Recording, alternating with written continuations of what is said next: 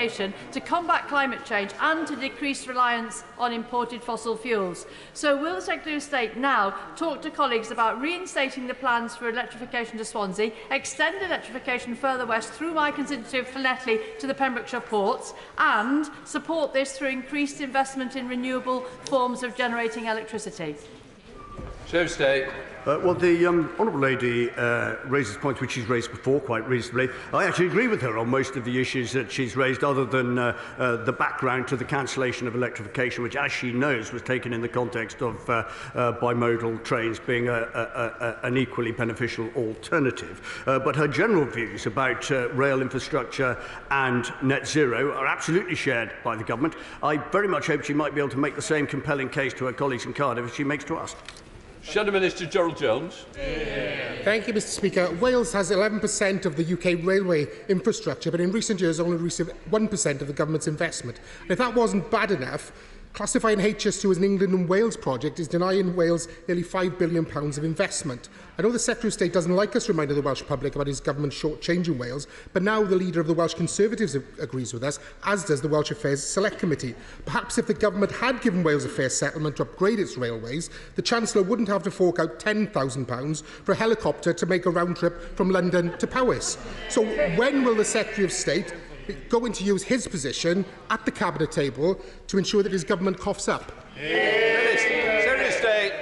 A good question interspersed with some slightly trite comments, which I would have thought better of the honourable gentleman had he avoided them. I think the honourable overlooks the fact that we've invested £340 million so far, 125 million Core Valley lines, 58 million for Cardiff Central Station, 76 million for the electrification of 7th Tunnel, 4.7 million for Sinclair Station in my own constituency, 4 million for Bow Street Station, and I could go on forever. And I think that he underestimates, he undervalues the investments that we're already making.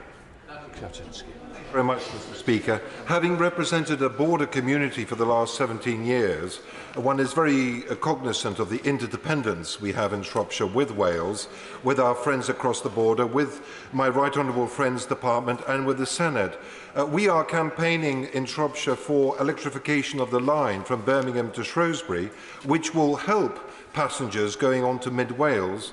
Will he take an interest in this scheme to ensure that the people of Mid Wales can benefit quicker times to Birmingham via this electrification process? I'm very happy to meet with my honourable friend on that point. I used to travel that route myself many times, and would be happy to see what we can do to help. John McNally. Number 2, Mr Speaker. Secretary of State. Thank you, Mr Speaker. With your permission, I will answer questions 2, 4 and 10 together. To alleviate the immediate impacts of this global crisis, we have injected support worth over £22 billion in 2023.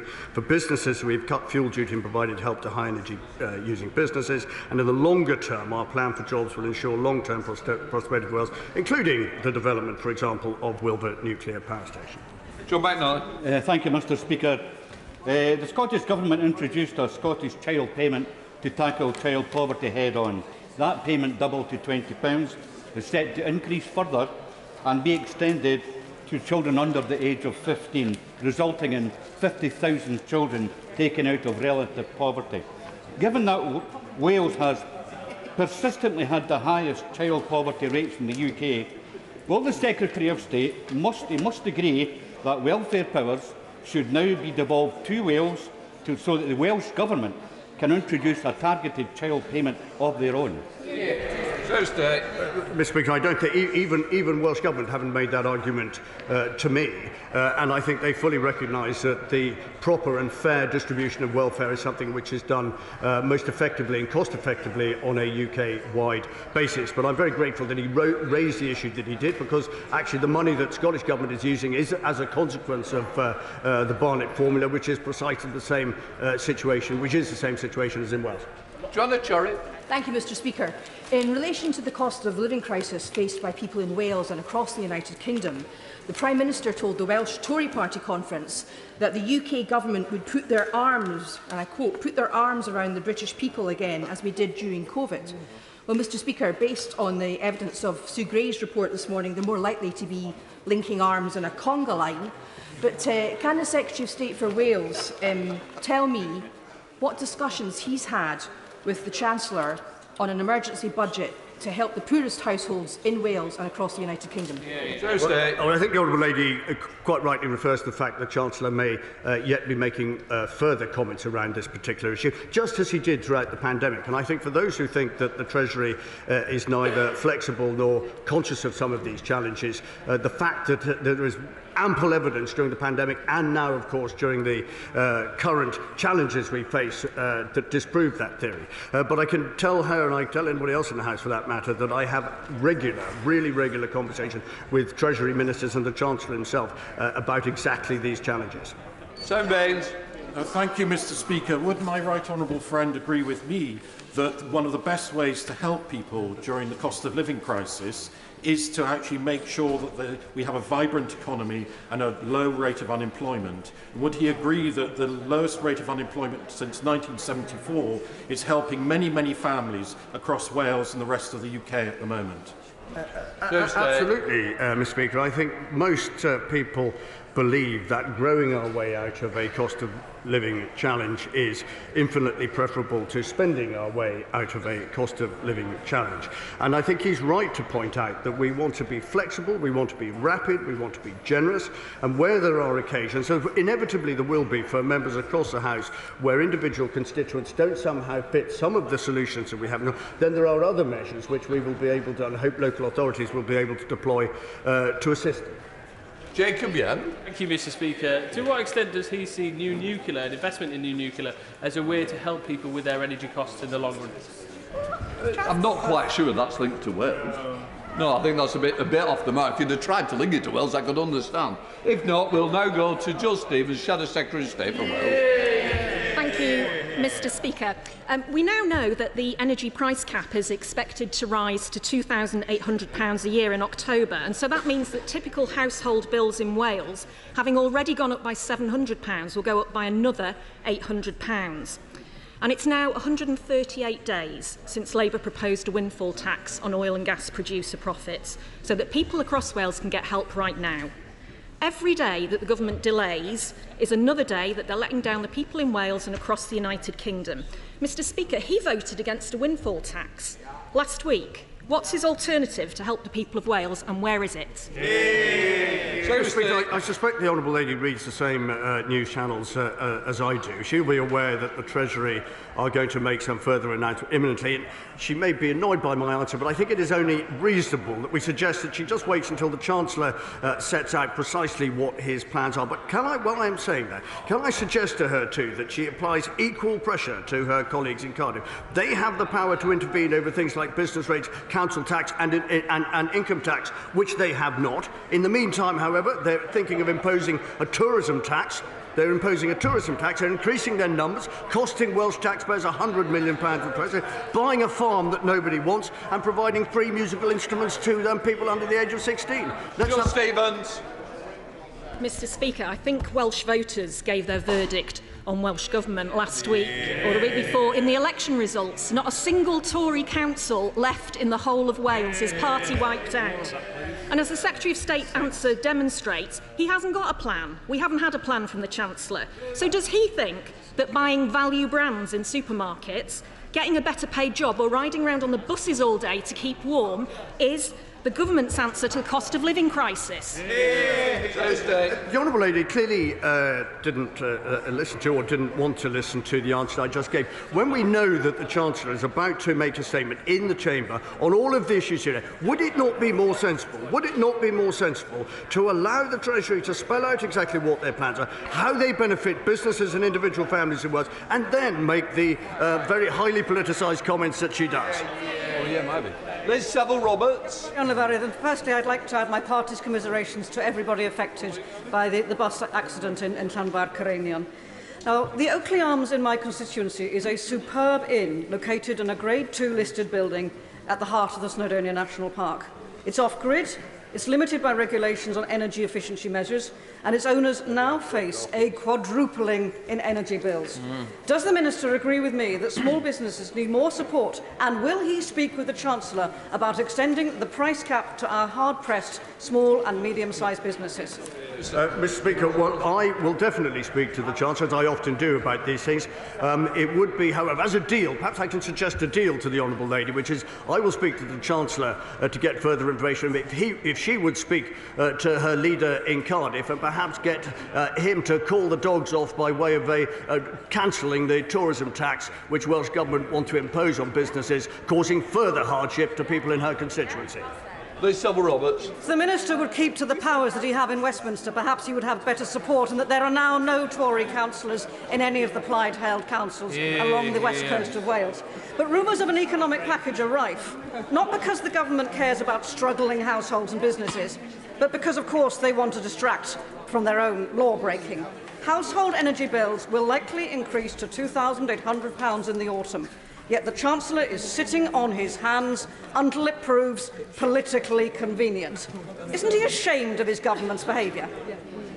That's a fair. I mean, I do despair sometimes, with the greatest respect. I really think if I can urge her to simply wait what shouldn't be a great deal more time to hear precisely what it is we have in store as far as the cost of living challenges, and to just remind herself that throughout the pandemic and throughout the cost of living challenges, the Treasury has been unbelievably flexible, unbelievably adaptable, unbelievably generous in some respects. And I think to try and preempt what the Chancellor may say by making cheap little points undermines the value of what those contributions may be, and I think actually does a disservice to the businesses and individuals that she purports to support. Good morning, Mr. Speaker. Question number 3, please. Mr. Speaker, the Wales office has worked tirelessly to ensure that there will be a free port which will deliver jobs and investment into Wales. And as announced earlier this month, an agreement has now been reached with the UK and Welsh governments to deliver that free port, and this agreement will be backed by millions of pounds of government funding. Paul Holmes. Thank you, Mr. Speaker. I welcome the government's decision to have at least one free port in Wales, like the Solent free port, which covers part of my constituency in Eastleigh. Does my honourable friend agree with me that as well as bringing jobs and trade to Wales, but it also brings mutual benefits to other free ports, and it will be vibrant and is a stark reminder of why the union between Wales and England is so important? Mr. Speaker, I agree with both of those excellent points. We've already seen that the Thames Freeport have suggested that there will be 21,000 jobs directly and indirectly created. So we know that the Welsh Freeport will deliver jobs. But I also agree that it's going to be good for the Union and good for Wales to have vessels of all kinds coming from all over the world, bringing their jobs and investment with them, and perhaps from across the Union. We may even look forward to seeing a few ferries from Scotland if the SNP government can actually get around to building them. Question 5, please, Mr. Speaker. Minister. Mr. Speaker, my ministerial colleagues and I fully acknowledge that there is a cost of living challenge which has been caused by a combination of the COVID-19 pandemic and the war in Ukraine. And that is why we're providing £22 billion for households across the UK to try and get through this crisis. Marco Longe. Oh, sorry, Richard. Thank you, Mr. Speaker. I'm a little bit anxious. The people of Newport West are facing the harsh effects of this government's failure to tackle the cost of living crisis. My constituent Hetty, who contacted my office because she's a single mum of 2 and must choose food or heating, both her cooker and her hot water are gas, so as the prices rise, so do her bills. She works, in her words, every hour possible. She is scared for her and her children's future, and she is not alone. Local people need to see real action, and if the Tory ministers won't take any fiscal steps, will the minister do what many people in Newport West want and back a windfall tax on oil and gas companies? Minister. Well, Mr. Speaker, taxes are a matter for the Chancellor, but what I can say is that I absolutely acknowledge that there is a challenge at the moment which is being thought about by the international situation, and that's why the government are putting £22 billion aside. That's why they've changed universal credit to help people like your constituent who are out working, why we've changed the minimum wage to increase it, why national insurance contributions are going to fall. why we've extended the Warm Homes discount and done a whole package of other measures. And the fact of the matter is, Mr. Speaker, while we're spending money helping people get through the cost of living challenge, the Welsh Government is spending money buying up farms in mid-Wales and increasing the number of Senedd members. Michael Longley. Number 6, Mr. Speaker. Here. Minister. Mr. Speaker, the Wales office works very closely with the Department for International Trade to promote the excellent opportunities that there are to invest in Wales. Wales is an attractive destination for foreign companies to come to invest in, to create jobs in, and we've seen it with continued support from companies like Airbus, who've only recently announced their plans to increase wing production at Broughton. Michael Longley. Thank you, Mr. Speaker. As the trade envoy to Brazil, I see the huge economic growth opportunities for both the United Kingdom and Brazil in a post-Brexit and post-pandemic environment. So does my right honourable friend agree with me that, like Dudley North, Wales plays a huge part in UK PLC, and that therefore we want to see the Welsh Dragon flying just as proudly as the Black Country flag? Thank you. Minister. Well, Mr. Speaker, I'm certainly very delighted to say that Wales has an excellent trading relationship with Brazil, and in 2021 we exported nearly £85 million worth of goods to the country, whilst importing £165 million worth of goods in the same year. But Wales has a good trading investment with countries across the world. We've seen 72 direct investments in the last financial year, 1,500 jobs created, and only last week the Secretary of State for Wales and myself were with the local member for the Vale of Glamorgan looking at the new Aston Martin supercar factory in Vale of Glamorgan. Chris Elmore. Number 7, sir. Minister. Mr. Speaker, the Secretary of State for Wales and I have regular discussions with ministerial colleagues on free trade arrangements. The Wales office works closely with the Department for International Trade to ensure that Wales will enjoy the benefits that will flood in both directions from free trade deals with Australia and New Zealand. Chris Elmore. Thank you, Mr. Speaker. The government's own impact assessment states that the Australia-New Zealand free trade agreements will see the reduction of gross value added in agriculture of more than £142 million. The measures are likely to have a disproportionate impact on Welsh agriculture because of its use and resilience on livestock and dairy farming. The NFU Cymru are calling for Wales-specific impact assessments. So can the Minister ensure that is delivered and start working for Welsh farmers rather than undercutting them and destroying the industry?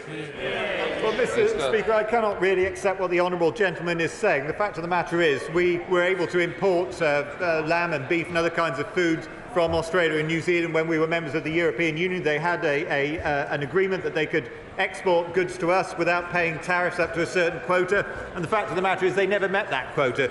It is a little bit of a myth that there is cheap beef and lamb in Australia and New Zealand. Anyone who wants to can go and look at a website for what people are paying for those goods in Australian and New Zealand supermarkets. They have no plans to increase their flocks or their herds. The trade deals that have been agreed are going to be good for farmers and good for more industry more widely across Wales. Dr. James Davies. Number 9, Mr. Speaker. Secretary of State. With your permission, Mr. Speaker, I will answer questions 9 and 13 together. I have had no discussions with the Welsh Government on these proposals. Dr. James Davies. Thank my right honourable friend for that answer. What assessment has he made of the proposed changes to the voting system at Cardiff Bay and their potential impact on democratic representation? Secretary of State. Well, thank you, Mr. Speaker. I have to say the fact that this announcement was made the same day as the Queen's speech is mystifying. It imposes a £100 million burden on Welsh taxpayers. It demolishes a voting system that served us well for years. It hasn't been done in consultation with any voters at all. And even, Mr. Speaker, even the Lib Dems describe it as a stitch-up. Danny Kruger. Thank you, Mr. Speaker. I am number 13. I'm ready. Okay. The Welsh Government has decided it wants to increase the size of the Senedd. However, there's real concerns that this will lead to a lack of proportionality in the representation. Does my right honourable friend agree that this money would be much better spent on public services? Well, Mr. Speaker, yes, indeed I do. But I have to say, if this government was making suggestions of this nature involving the Constitution and voting measures, I have every belief that pretty well all of the members opposite would be saying this should be subject to a public referendum at the very least. And so I would suggest, Mr. Speaker, that the proper course of action for Welsh Government is to seek the approval of its voters before proceeding with any of these extremely costly measures. Mr. Brown. Number 11, Mr. Speaker. Secretary of State. Thank you, Mr. Speaker. My colleagues and I are aware of the number of people on universal credit has fallen in both Rhondda and across Wales over the last year. We will continue delivering for residents through schemes like in-work progression, Kickstart and our plan for jobs. The thing is, there are 6,320 households in the Rhondda in receipt of universal credit. And when the government cut universal credit by £20 a week last year, that took £6.5 million out of the Rhondda economy, which is one of the reasons that the food bank in Tylerstown, which ironically enough is in the old Conservative club, is now having to provide food to the tune of 3 tonnes a month, but families aren't able to contribute so much. When will he restore the extra £20 a week in universal credit? Well, Mr. Speaker, interventions will be made clear by the Chancellor in due course, but the context to his perfectly reasonable question is that there is a 7% increase in people in work in Rhondda. The number of people unemployed in Wales down 23,000 on the year. He didn't actually mention that. And I hope very much that the increase in the national living wage and national minimum wage will actually help to offset some of the issues that he's raised this morning. The Right Honourable Gentleman and my occasional friend when he's not slagging me off on Twitter is right to talk about the Rhondda, because that, like in fact in parts of Lichfield, there are areas of real poverty. But does my right honourable friend agree with me that there are many ways of actually helping people, and he's named some of them, that there is an urgent need, however, to address food and fuel inflation, but it can be done in other ways, which the Treasury may well talk about, not just raising universal credit? On that particular point, I agree with my honourable and permanent friend, I think I'd probably describe him. I think it's perfectly right that we wait until see what the Chancellor says. But we've tried to set out short, medium and long-term measures which will help with this particular challenge. But, of course, we will be hearing more in due course. Wayne David. Number 12, Mr. Speaker. So stay. Thank you, Richard. I have regular discussions with the First Minister of Wales on a range of issues, including how Wales's £585 million share of the UK Shared Prosperity Fund will level up communities across our country. Wayne David. Does the Secretary of State share my concern that a number of independent analyses have said that the Shared Prosperity Fund is likely to shift resources away from the valleys, the poorest parts of Wales, to more prosperous parts? Well, so stay.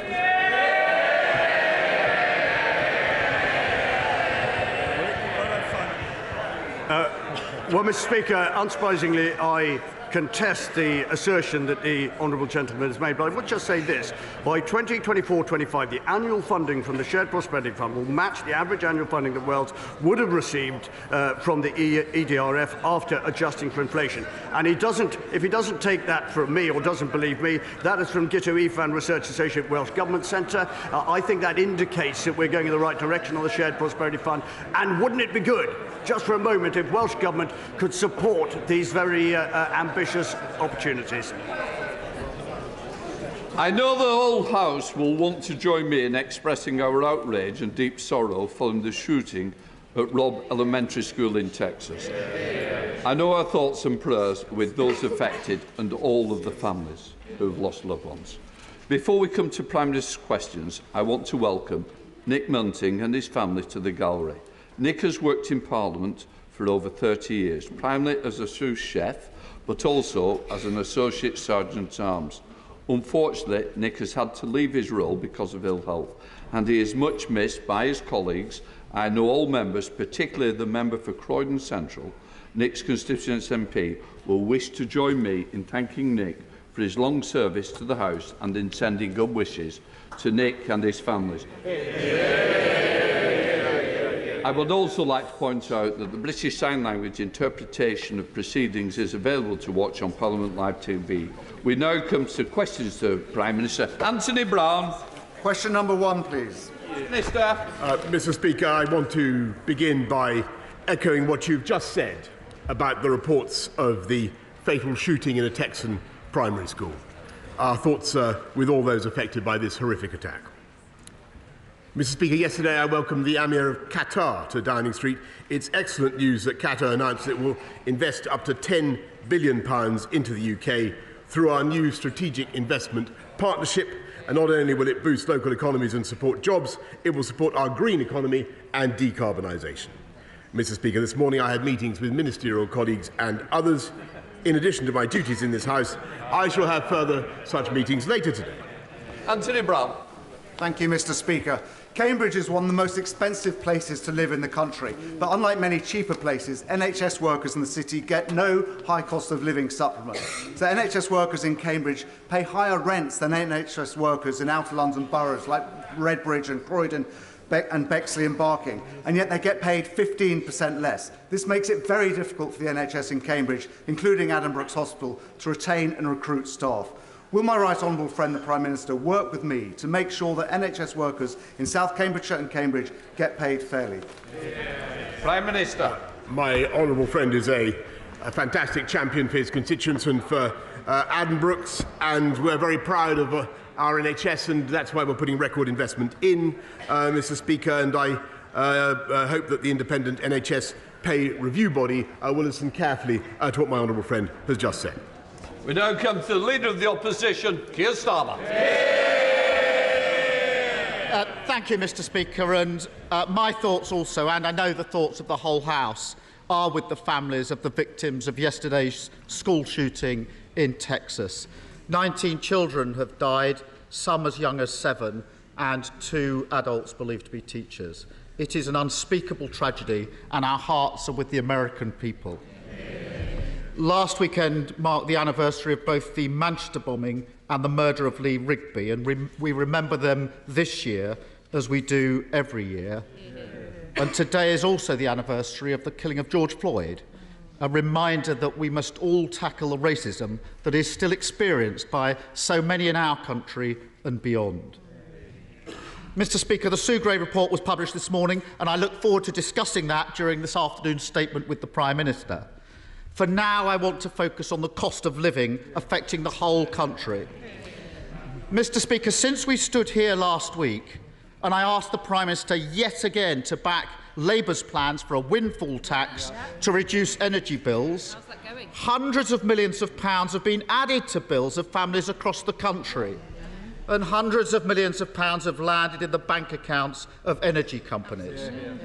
It sounds like he's finally seen sense, and the inevitable U-turn may finally have arrived. So when can people across the country expect him to use those oil and gas profits to bring down their bills? Prime Minister. Well, Mr. Speaker, there's nothing original about a Labour plan to tax business. There's nothing remarkable. They want to tax business the whole time, every day. Labour wants to put up taxes on business. And what we're doing is we're helping people. He asks when we're going to help people. Yeah, we're helping people now, Mr. Speaker. And we're putting £22 billion into people's pockets already, cutting council tax by £150, cutting fuel duty, cutting national insurance contributions by an average of £330 for people who pay NICs. And, Mr. Speaker, how can we afford that? Because we have a strong economy, because we came out of COVID fast, Mr. Speaker, which would not have been possible if we'd listened to the party opposite. 15 tax rises, and he pretends they're a low-tax government. It's been, Mr. Speaker, it's been 4.5 months since Labour first called for a windfall tax on oil and gas profits. I've raised it week in, week out, and every week he has a new reason for not doing it. The Business Secretary has said it's bad. The Justice Secretary called it disastrous. Even this weekend, the Health Secretary and the Northern Ireland Secretary opposed it. He ordered all of his MPs to vote against it last week. And now, surprise, surprise, he's backing it. Prime Minister, I'm told that hindsight is a wonderful thing.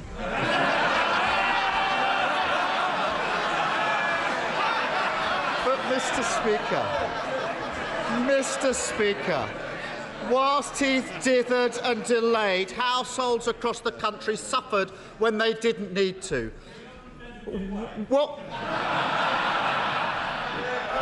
Peter.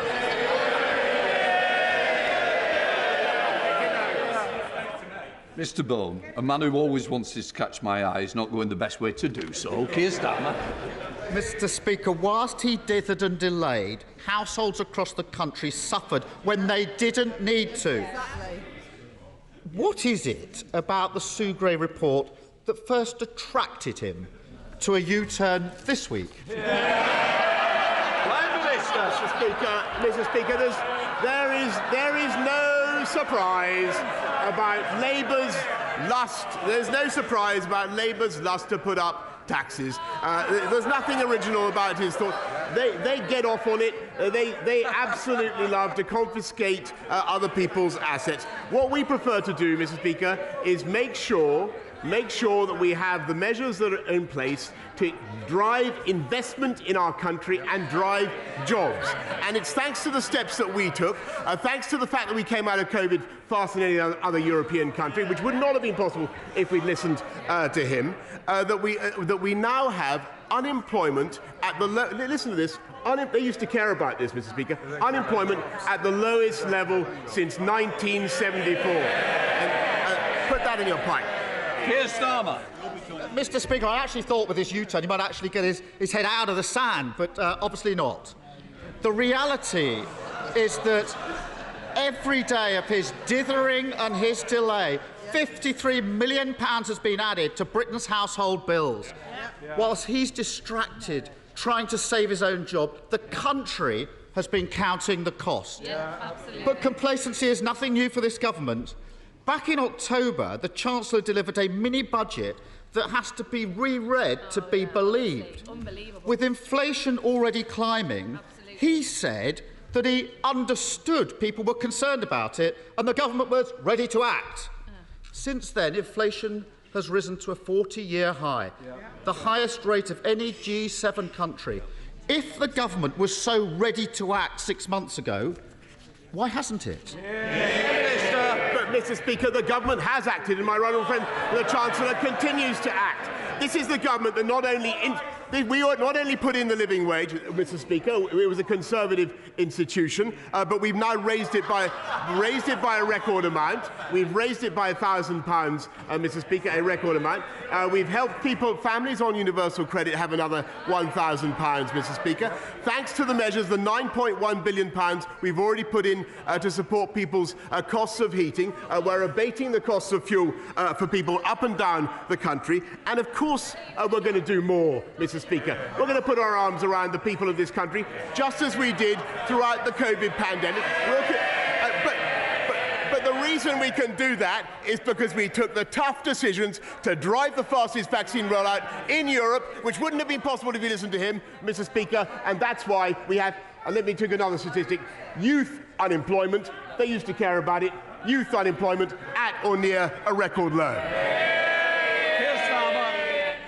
Mr. Speaker, it wasn't just the Chancellor. Back in September, the Prime Minister called fears about inflation unfounded.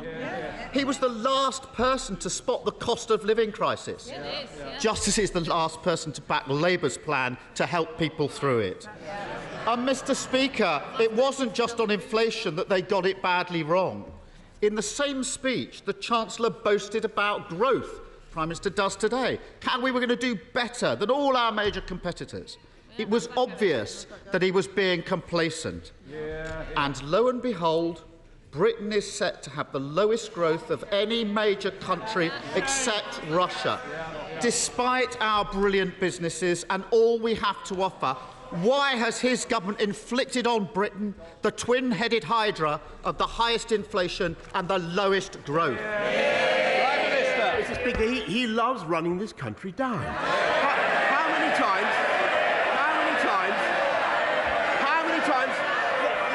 How many times did he come to this place? How many times did he come to this place and say that the United Kingdom had the highest COVID death rate in Europe? How many times? He was proved completely wrong. Did he ever apologise, Mr. Speaker? Absolutely not. Did he ever take it back? Absolutely not, Mr. Speaker. Actually, because of the steps we took last year, we had the fastest growth in the G7, and we will return to the fastest growth by 2024, 2025, thanks to the decisions that this government took, Mr. Speaker. And they don't care about getting people into jobs. They don't care. We care about the working people of this country, making sure we have a high-wage, high-skill, high-employment economy, and that's what we're delivering. He talks about running this country down. He is running this country down. And it wasn't just complacency on Labour's windfall tax, which he's now backing. It wasn't just complacency on inflation, which is now through the roof. And it wasn't just complacency on growth, which is now spluttering along at the back of the pack. Because his Chancellor also claimed that people should keep more of the rewards of their efforts. And then he put their taxes up.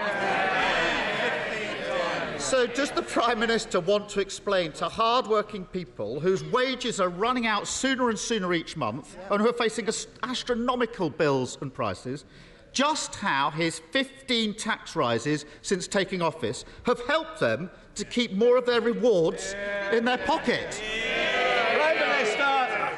Mr. Speaker, first of all, what we're doing is making sure, after a huge pandemic, that we are funding our vital public services, which we can, because of the steps that we take. What we're also doing is making sure that we put more money back into people's pockets by the measures that I've outlined today, whether through cutting national insurance contributions or lifting the living wage or lifting universal credit, Mr. Speaker. But all this is made possible.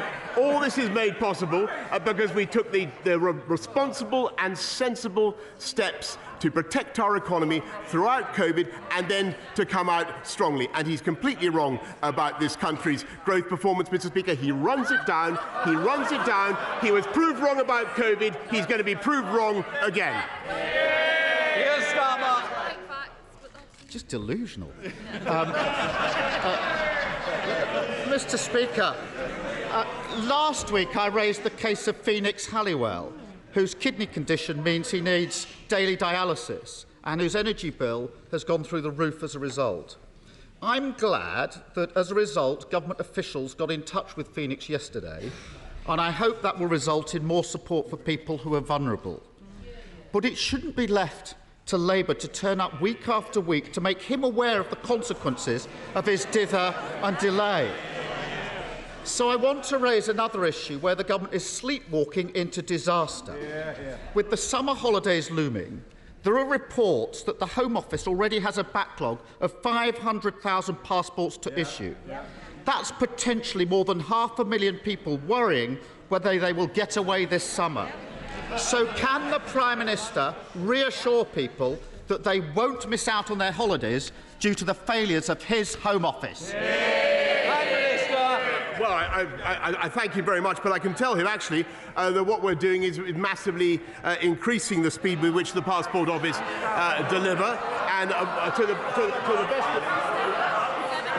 the best of my knowledge, everybody is getting their passport within 4 to 6 weeks, Mr. Speaker. But that is because we are driving the leadership of this country, and we are getting things done that would never have been possible if we'd listened to them. We got Brexit done, Mr. Speaker, when he voted 48 times. 48 times he voted to undo the will of the people. We got the vaccine rollout done when he would have kept us in the European Medicines Agency, Mr. Speaker. We were the first European country to help the Ukrainians resist Vladimir Putin. Yes. Do you think, does anybody seriously believe for a second that they would have done it? Some are trying to boo, some are trying to cheer. The worst of it is I can't hear the Prime Minister. Come on, Prime Minister. Let me say very plainly, does anybody seriously think for a second that the Labour Party would have done that, Mr. Speaker, when eight of the shadow front bench, including the shadow Foreign Secretary, who is mysteriously not in his place, voted recently to get rid of this country's independent nuclear deterrent? And he campaigned to put Jeremy Jeremy Corbyn in Downing Street, Mr. Speaker. We get on, we do the difficult things. We do the difficult things. We take the tough decisions, Mr. Speaker. Social care, we're fixing it.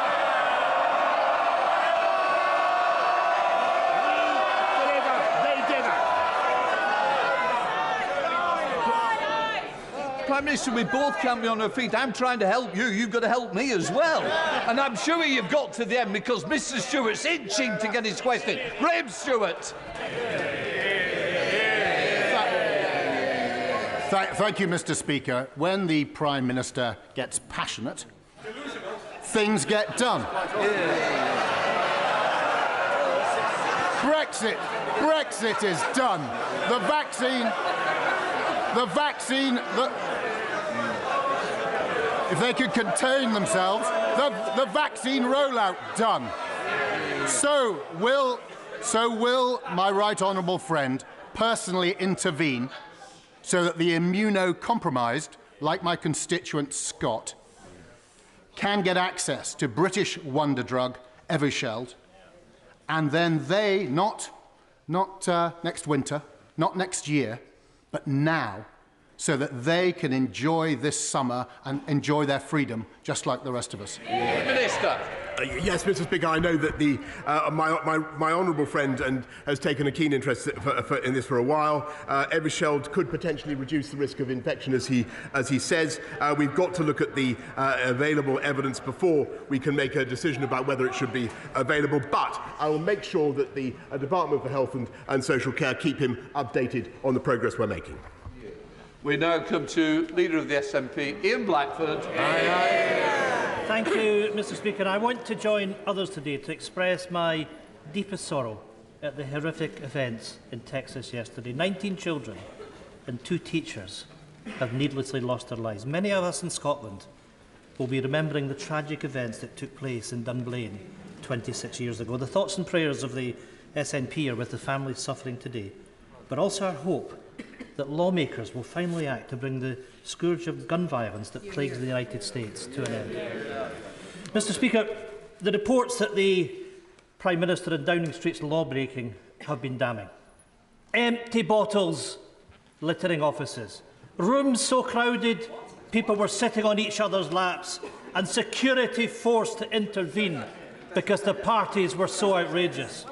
At the centre was the Prime Minister orchestrating it, grabbing a glass for himself in order to toast the partygoers. For 8 months, we've heard every excuse under the sun. But now we've all seen the damning photo evidence. Well, people stayed at home to protect the NHS. The Prime Minister was engaging in drinking and debauchery that makes a mockery of the gut-wrenching sacrifices that each and every person made. Will the Prime Minister now take the opportunity and resign? Prime Minister. Mr. Speaker, I can tell the right honourable gentleman that much as I appreciate his advice, he'll have a further opportunity, which I'm sure he will take with his customary length to debate that matter in the course of the statement which will follow directly after PMQs. I'm not happy. Ian Blackford. Matters, Mr. Speaker, but it's all a joke to the Prime Minister. The Prime Minister has lost the trust of the public. He has lost what little moral authority he had left. The Prime Minister has apologised many times, not because he feels any genuine remorse. He still refuses to even admit that there were parties and that he presided over them. He apologised for one simple reason: he got caught. The reality is, no apology will ever be enough for the families of people who lost loved ones, for the families who followed the rules, who stayed at home whilst their nearest and dearest to them were dying, and are now forced to look at photographs of the Prime Minister surrounded by drink, toasting to a party in the middle of a lockdown. If the Prime Minister will not accept that he must resign, then the Tory benches must act. This Prime Minister, who has broken the law and shown a cavalier attitude to the truth, cannot be allowed to remain in office. Prime Minister, time is up. Resign.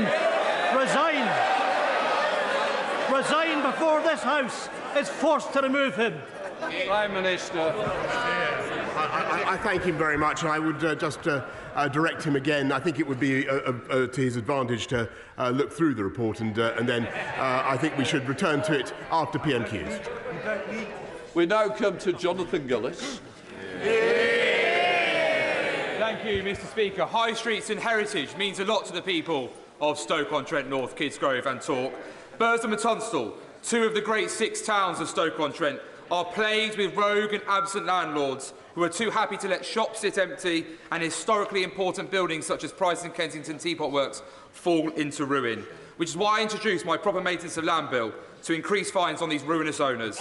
Can my right honourable friend confirm that as part of the government's planning reform, he will adopt my bill which imposes a new unlimited fine so these reckless reprobates can be held accountable? Up the veil for Saturday, Mr. Speaker. Prime Minister.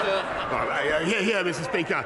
Up the veil, but on his, I want to thank him, by the way, for his campaign. I think he's entirely right, and that's why we've adopted the measures that he proposes in the bill. Those who leave properties derelict unreasonably could face an unlimited fine, Mr. Speaker. Sir Geoffrey Donaldson. Thank you, Mr. Speaker. I was pleased to meet the Prime Minister last week in Royal Hillsborough in my constituency. We welcome his commitment to introduce legislation to deal with the protocol on the Irish Sea border and to protect the Belfast Good Friday Agreement. That will take some time.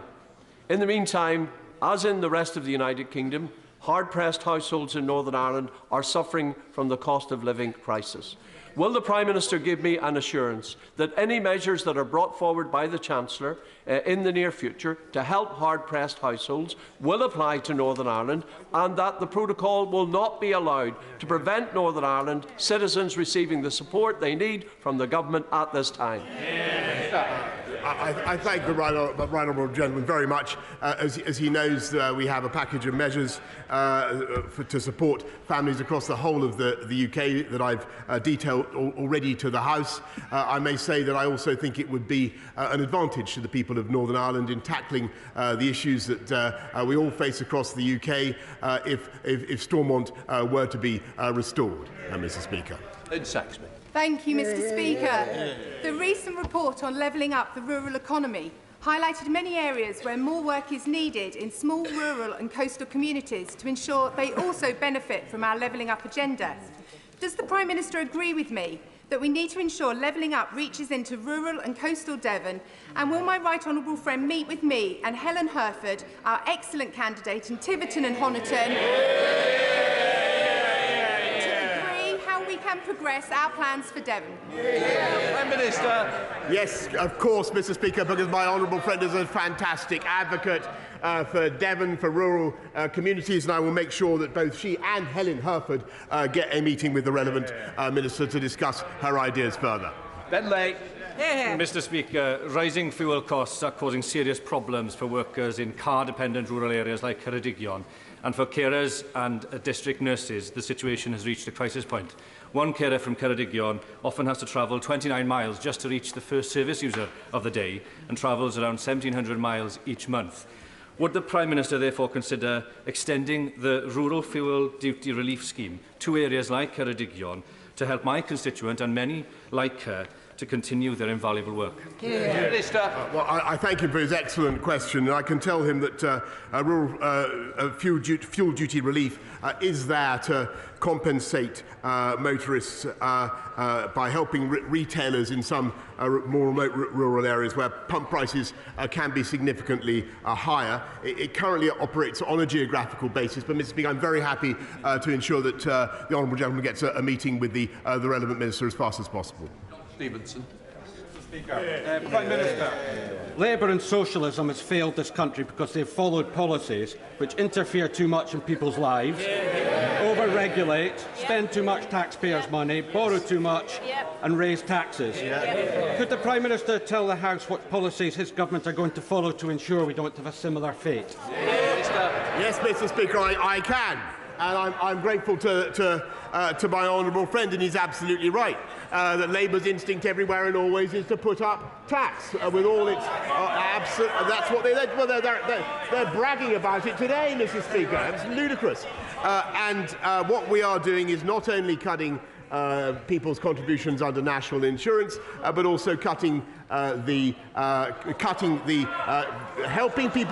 businesses to invest with the 130% super deduction that my right honourable friend put in. And what that is doing is helping us to have a high-wage, high-skill economy with unemployment, unless I said this before, Mr. Speaker, at the lowest since 1974. Jill Furness. Thank you, Mr. Speaker. Days before the election of disgraced former Conservative MP Imran Ahmad Khan, his victim warned the Conservative Party of the abuse he had suffered. Sit down, sorry. There's still, I think, an appeal in sub judice, so if you can be careful how you just word the question. Shockingly, they failed to act on this report and still won't explain why. That's why Rotherham child sexual exploitation survivor Sammy Woodhouse has called for an independent investigation into the failure, warning that the Conservative Party have broken the trust of victims. So, will the Prime Minister personally back those calls and launch an independent investigation until the failure to act, so that victims can have confidence that his party will never again turn a blind eye to it? Well, Mr. Speaker, I hear what she says and the sensitivity of the issues that she raises. I think, though, given the legal proceedings that are currently going on, I don't think it would be right to comment any further. On Bailey. Mr. Speaker, while the politics of politics often gets all the attention, back in the real world, millions of parents are being held back by issues with childcare schemes that have been a muddle over governments of all political colours, and I declare a quite obvious interest. The taxpayer is spending £5 to £6 billion a year, but we have some of the highest costs in the world during a cost of living squeeze, and Stroud parents and early years educators are really stuck with the bureaucracy. I know my right honourable friend has personally asked ministers to investigate options to reduce the cost of childcare. Will he tell us a little bit more about what we can do urgently and work with me with the think tank Onward where we do our reforms?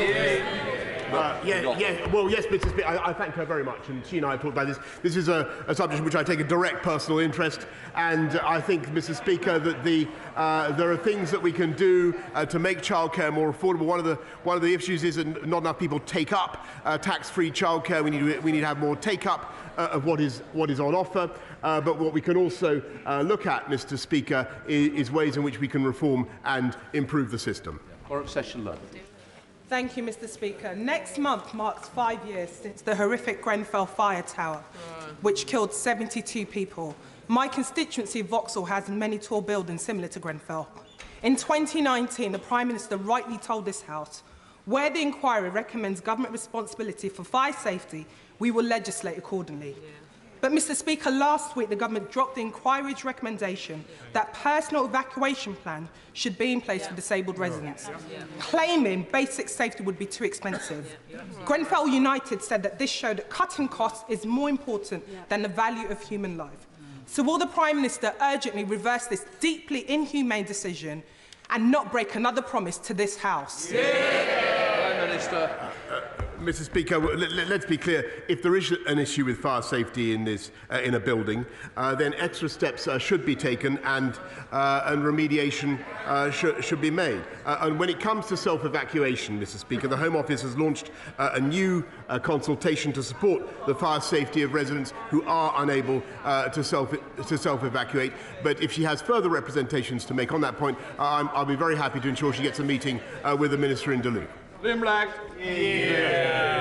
Mr. Speaker, I am not a cynical sort, but I was slightly perplexed this week when the Cabinet Secretary and the Director of Government Propriety and Ethics, no less, were banned from attending my committee to give evidence which had been scheduled for 2 months.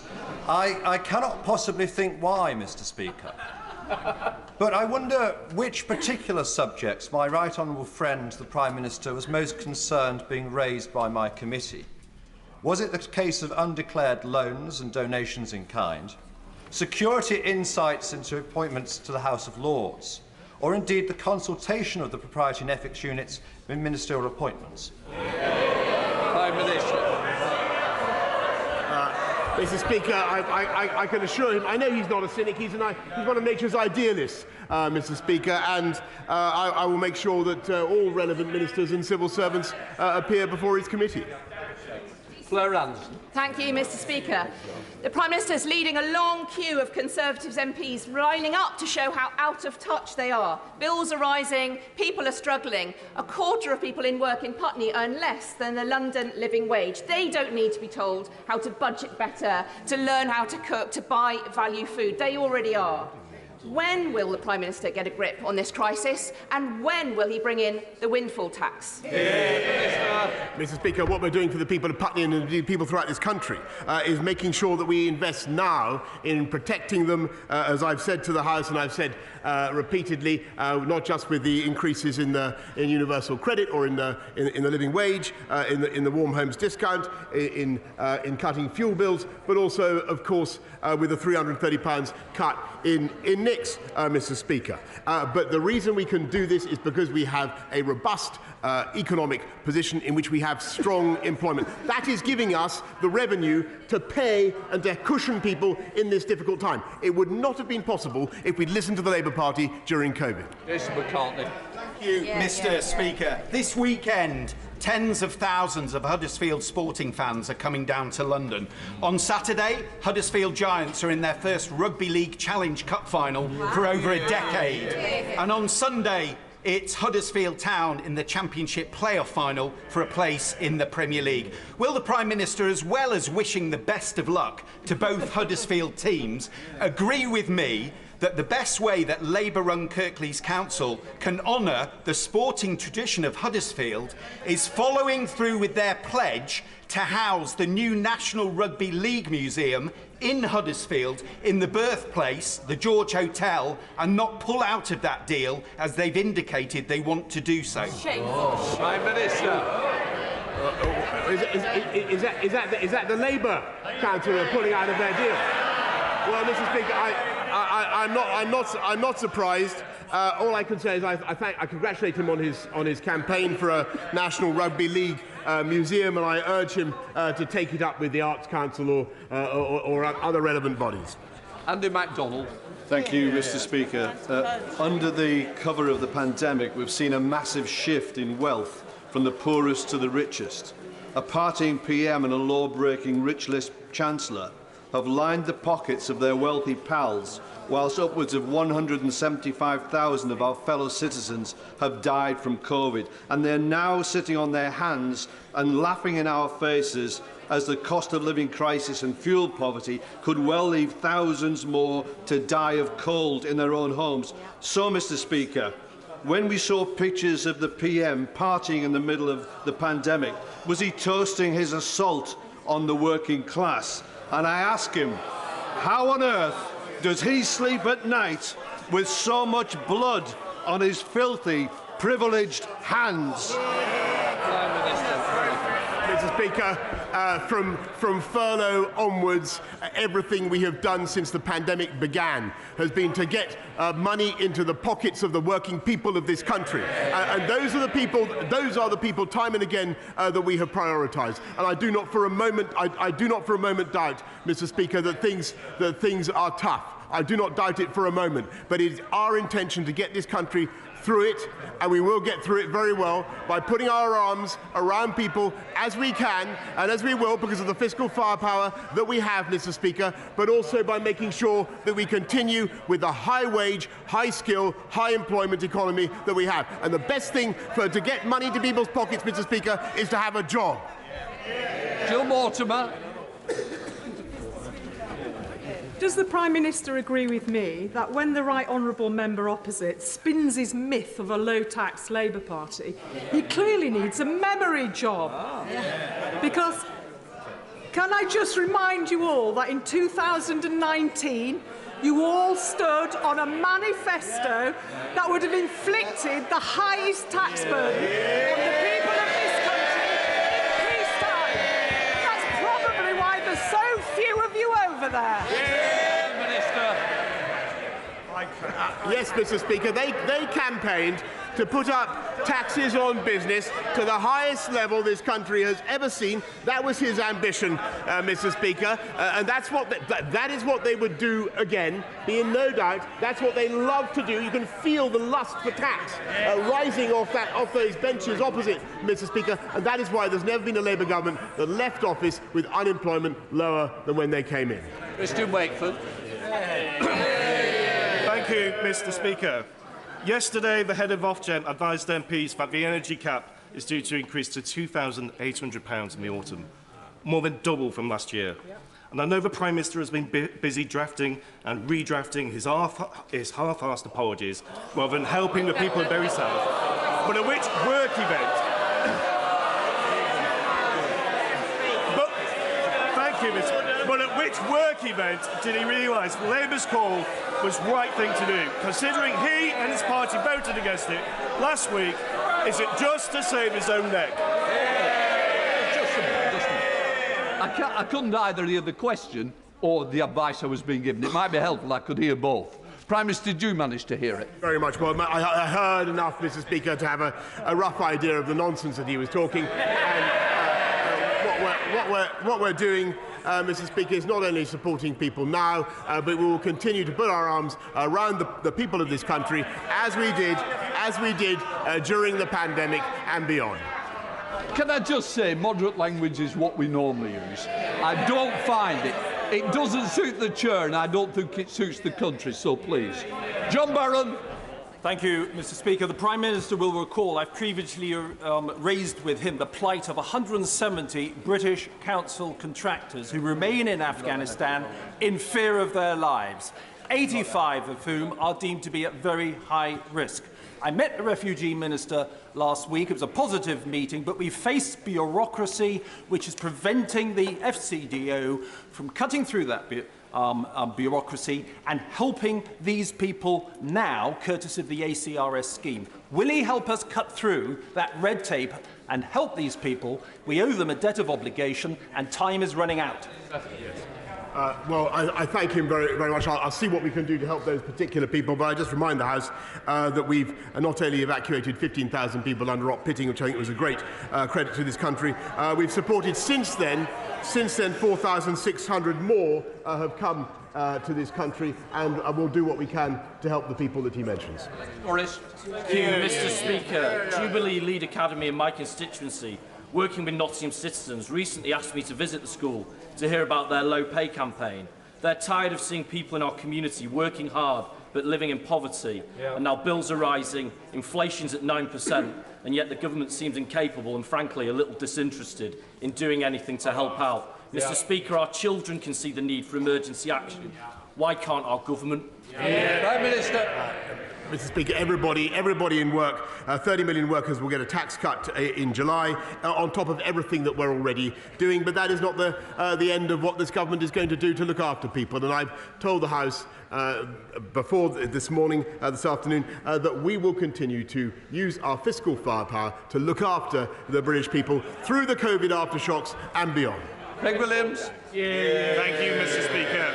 On Monday at 3:25, a school bus crashed into a group of school children in Llanfachronion. 3 children were airlifted to hospital, with another child and the bus driver taken by ambulance, and a 5th child was discharged at the scene.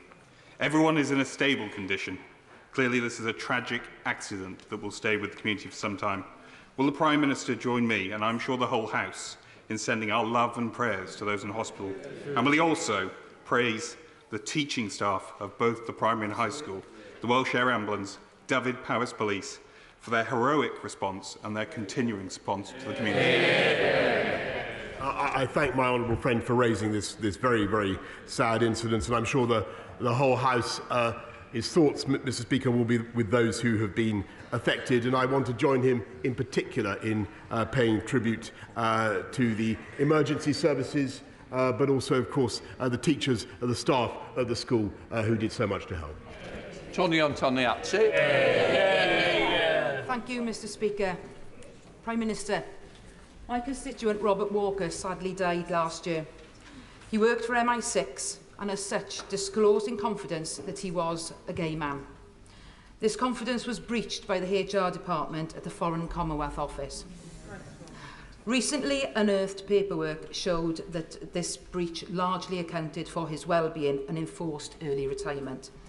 Would the Prime Minister offer Bob's partner, Stephen Honeyman, a posthumous apology and commit to ask the Foreign and Commonwealth Office for a formal response to his treatment while he worked at MI6? Yeah. Prime Minister. Well, Mr. Speaker, I want to begin by saying how grateful I am to the honourable member for raising this case, but I have to tell her I'm afraid I don't know directly about the events that she describes. What she says is very concerning. I'll make sure that she gets a meeting with the relevant minister as soon as possible. That ends Prime Minister's questions. For those who wish to leave.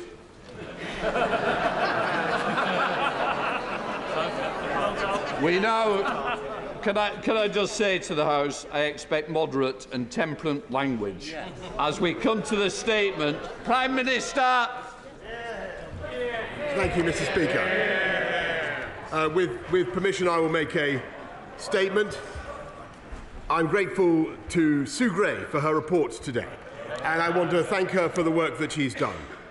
I also thank the Metropolitan Police for completing their investigation, and I want to begin today by renewing my apology to the House, to the whole country, for the short lunchtime gathering on the 19th of June 2020 in the Cabinet Room, during which I stood at my place at the Cabinet table and for which I received a fixed penalty notice. And I also want to say, Mr. Speaker, above all, that I take full responsibility for everything that took place on my watch. Sue Gray's report has emphasised that it is up to the political leadership in Number 10 to take ultimate responsibility, and of course I do. But since these investigations have now come to an end, this is my first opportunity to set out some of the context and to explain both my understanding of what happened and also to explain what I have previously said to this House. And it's important to set out that over a period of about 600 days, gatherings on a total of 8 dates have been found to be in breach of the regulations in a building that is 5,300 metres square across 5 floors, excluding the flats. Mr. Speaker, I do think it is important because this is the first time I've had a chance I've had to set out the context. Hundreds of staff are entitled to work, and in the Cabinet Office, which has thousands of officials and now is the biggest it's been in any point in its 100-year history. And that is in itself one of the reasons why the government is now looking for change and reform. Mr. Speaker, those staff working in Downing Street were permitted to continue attending their office for the purpose of work, and the exemption under the regulations applied to their work because of the nature of their jobs reporting directly to the Prime Minister. These people were working extremely long hours, doing their best to give this country the ability to fight the pandemic. Mr. Speaker, I appreciate that this is no mitigation, but it is important to set out Prime Minister, context. please, just one second. Can I just appeal to the House? I expect it to be heard, and I want everybody to hear it. And I want the same respect to be shown to the Leader of the Opposition afterwards. So please, this is a very, very important statement that the country wants to hear as well. Prime Minister. Yeah, Mr. Speaker, I'm trying to set out the context, not to mitigate or to absolve myself in any way. The exemption under which they were present in Downing Street includes those circumstances where officials and advisers were leaving the government. And it was appropriate to recognise them, to thank them for the work that they have done. Let me come to that, Mr. Speaker. I briefly attended such gatherings to thank them for their service, which I believe is one of the essential duties of leadership, and particularly important when people need to feel that their contributions have been appreciated and to keep morale as high as possible. I'm trying to explain the reasons I was there, Mr. Speaker. And it's clear from what Sue Gray has had to say that some of these gatherings then went on far longer than was necessary. And they were clearly in breach of the rules, and they fell foul of the rules. I have to tell the House, because the House will need to know this, and again, this is not to mitigate or to extenuate, I had no knowledge of those subsequent proceedings because I simply wasn't there.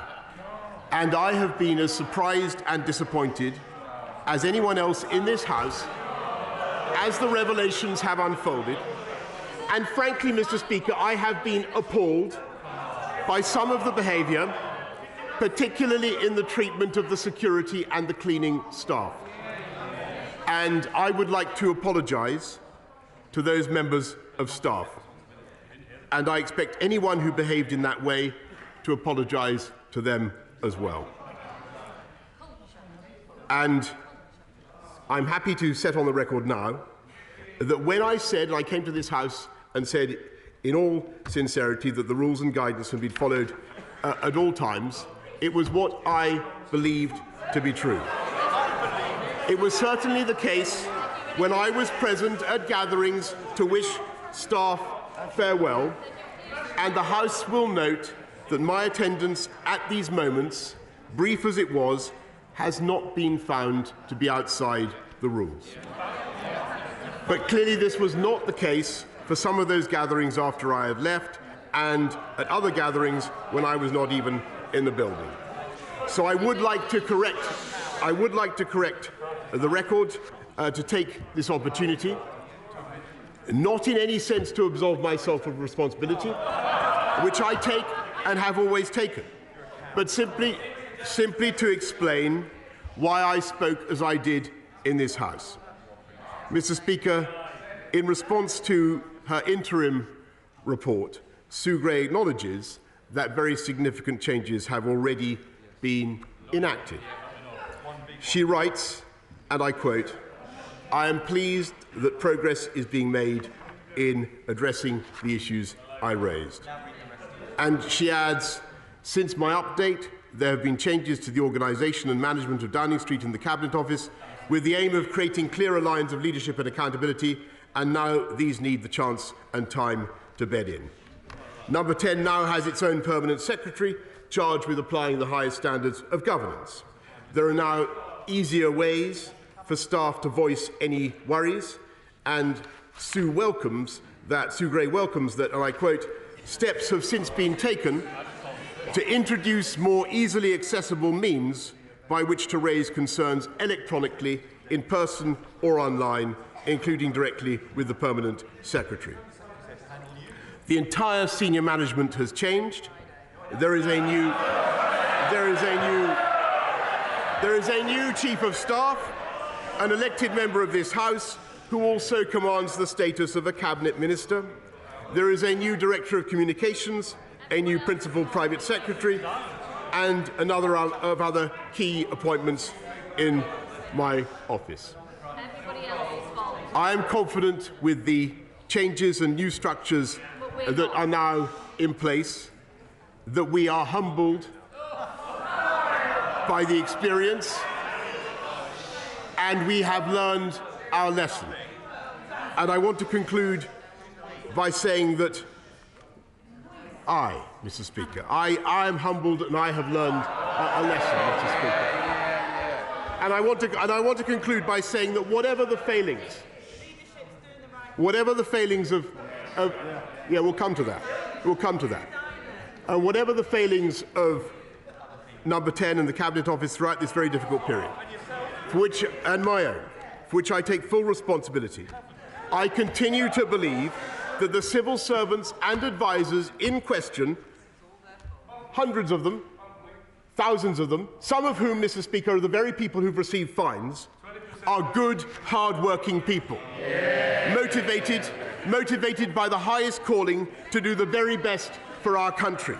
And I will always be proud of what they achieved, including procuring essential life-saving PPE, creating the biggest testing programme in Europe, and helping to enable the development and distribution of the vaccine which got this country through the worst pandemic of a century.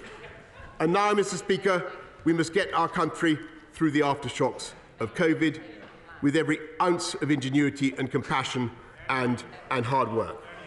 So I hope that today, as well as learning the lessons from Sue Gray's report, which I'm glad I commissioned, and again, I repeat I'm grateful to her. And I hope very much that now that she has reported, we will be able to move on and focus on the priorities of the British people, standing firm against Russian aggression, easing the hardship caused by the rising costs that people are facing, fulfilling our pledges to generate a high-wage, high-skill, high-employment economy that will unite and level up across the whole of our United Kingdom. That is my mission, that is our mission, that is the mission of the whole of the government, and we will work day and night to deliver it, and I commend this statement to the House.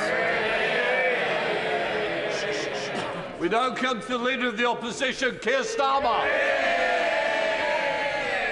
Thank you, Mr. Speaker. The door of number 10 Downing Street is one of the great symbols of our democracy. Those who live behind it exercise great power, but they do so knowing their stay is temporary. Long after they've gone, that door and the democracy it represents will remain firm and unyielding. But Britain's constitution is fragile.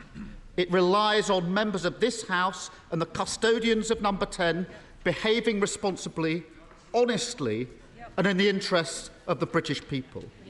When our leaders fall short of these standards, this House has to act. For months, members opposite have asked the country to wait. First, for the police investigation, which concluded that this Prime Minister is the first in our country's history to have broken the law in office. Then they asked the country to wait for the Sue Gray report. They need wait no longer. That report lays bare the rot that under this Prime Minister has spread in number 10.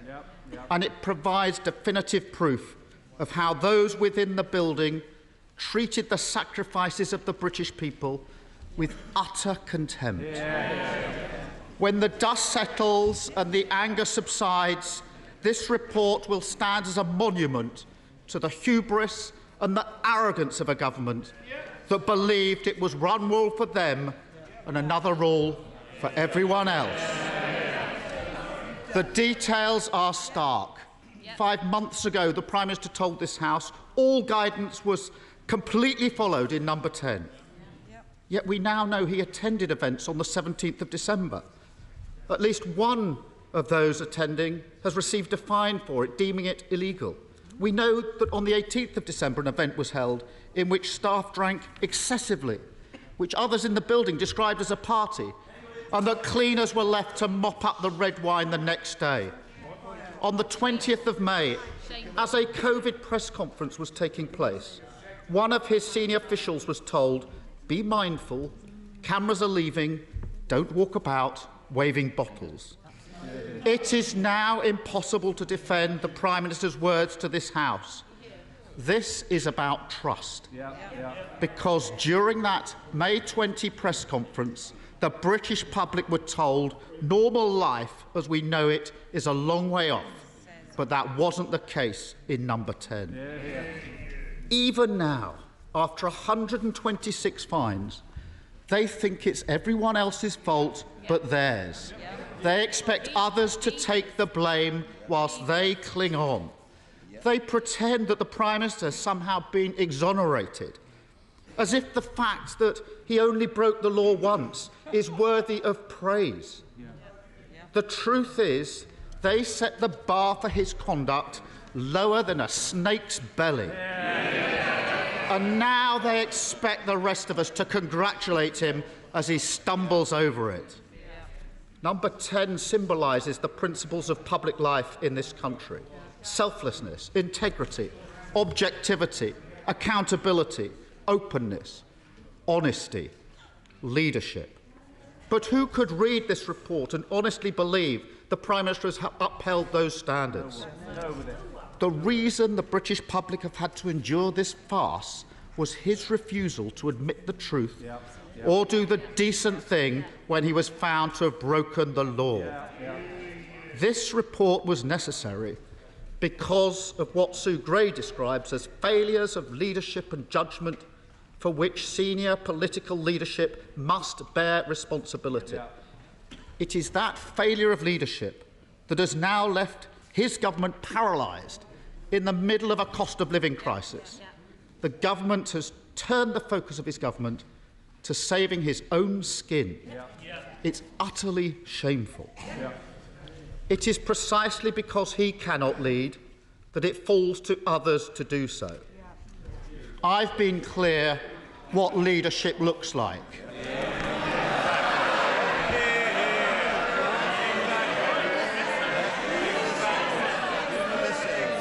I haven't broken any rules, and any attempt to compel. Sorry. Can I just calm it down? Quite rightly, I wanted to the Prime Minister. I expect the same of the Leader of the Opposition. Now, those who don't wish to hear, please, go and have a cup of tea or something. Keir Starmer. I've been clear what leadership looks like. I haven't broken any rules, and any attempt to compare a perfectly legal takeaway while working to this catalogue of criminality looks even more ridiculous today. But, Mr. Speaker, if the police decide otherwise, I will do the decent thing and step down. The public need to know that not all politicians are the same. That not all politicians put themselves above their country. That honesty, integrity and accountability matter. Members on the opposite benches now also need to show leadership. This Prime Minister is steering the country in the wrong direction. They can hide in the back seat, eyes covered, praying for a miracle, or they can act. Stop this out-of-touch, out-of-control Prime Minister from driving Britain towards disaster. We waited for the Sue Gray report. The country can't wait any longer. The values symbolised by the door of number 10 must be restored. Members opposite must finally do their bit. They must tell the current inhabitant, their leader, that this has gone on too long. The game is up. You cannot be a lawmaker and a lawbreaker. And it's time to pack his bags. Only then can the government function again. Only then can the rot be carved out. Only then can we restore the dignity of that great office and the democracy that it represents. Prime Minister. Mr. Speaker, the Right Honourable Gentleman talks about what went on in number 10 Downing Street and the events behind that black door and the number of the events. And all I will say to him is that he, throughout the pandemic, was not leading many thousands of people in the fight against coronavirus. He was sniping from the sidelines and veering from one position to the next. And today, Mr. Speaker, he's done it again.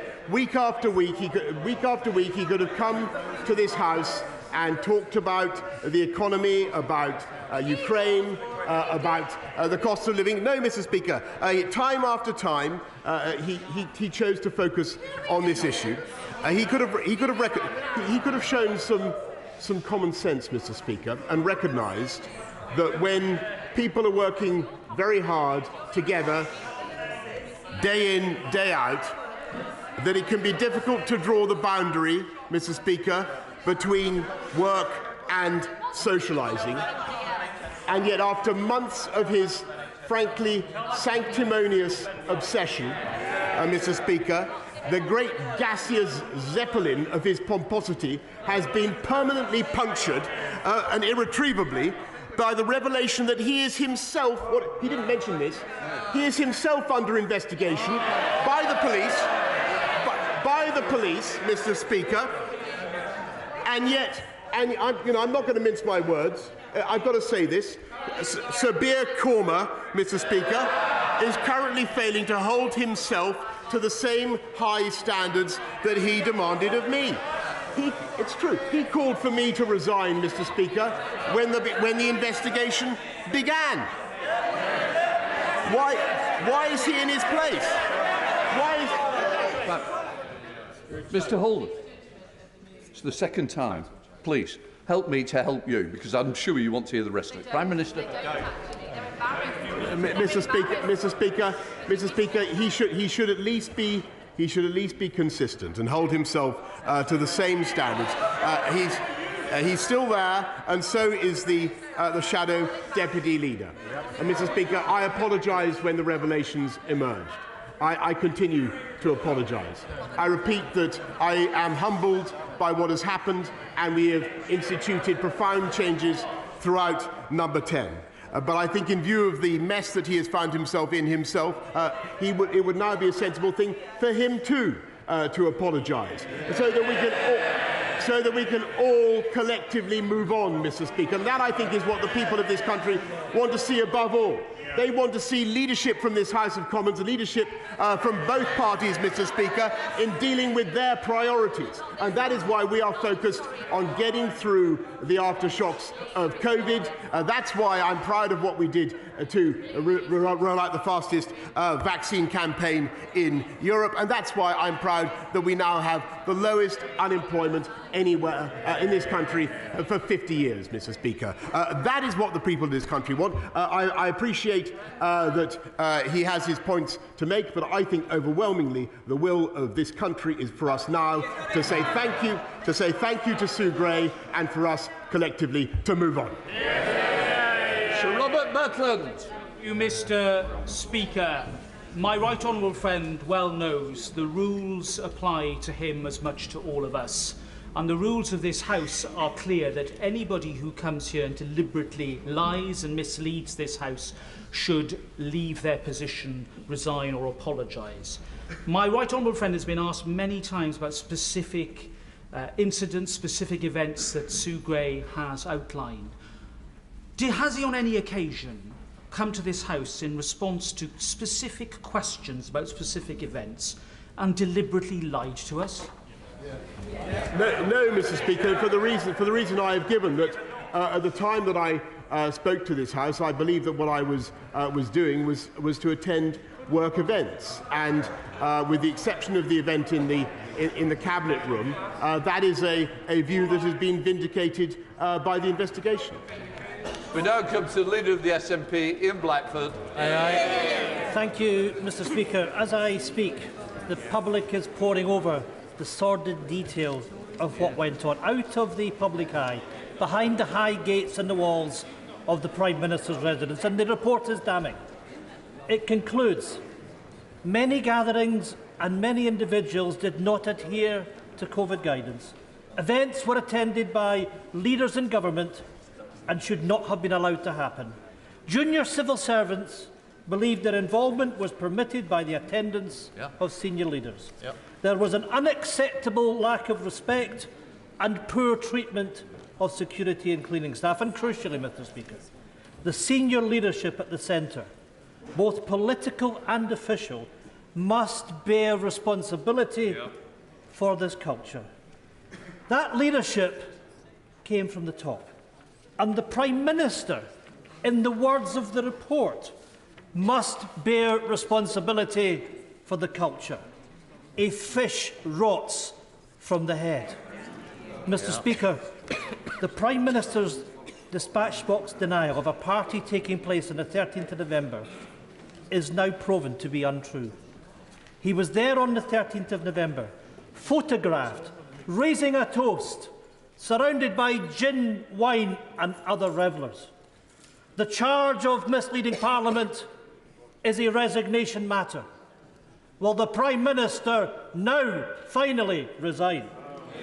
This Prime Minister has adopted a systematic, concerted and sinister pattern of evasion. Truthfulness, honesty and transparency do not enter his vocabulary. It is just not part of his way of being, and it speaks for the type of man that he is. Credibility, truth, morality all matter, and the Prime Minister has been found lacking time and time again, and he can shake his head, but that's the reality, Prime Minister. Ethics have to be part of our public life, and ethical behaviour has to be at the core of the demeanour and the response of any Prime Minister. The Prime Minister brings shame on the office and has displayed contempt not only to the members of this House, but to every single person who followed the rules. They stayed away from family, those who missed funerals, those who lost someone they loved. So when the Tory members opposite retire to the 1922 committee this evening, I hope they will bear in mind the now infamous government advert featuring a desperately ill COVID patient. It said, "Look into her eyes and tell her you never bend the rules." If they don't submit a letter, if they don't remove this Prime Minister, how will they ever look at their constituents in the eye ever again? Mr. Speaker, I think that the right honourable gentleman should look closely at her Sue Gray's report, and I repeat my thanks to her. I stress that the nature and length of my involvement in these events is very clear from what she says, and I take full responsibility for what happened. And that is why we've taken the steps that we have to reform and improve the way Number 10 works. We are humbled by what has happened, and we have changed it.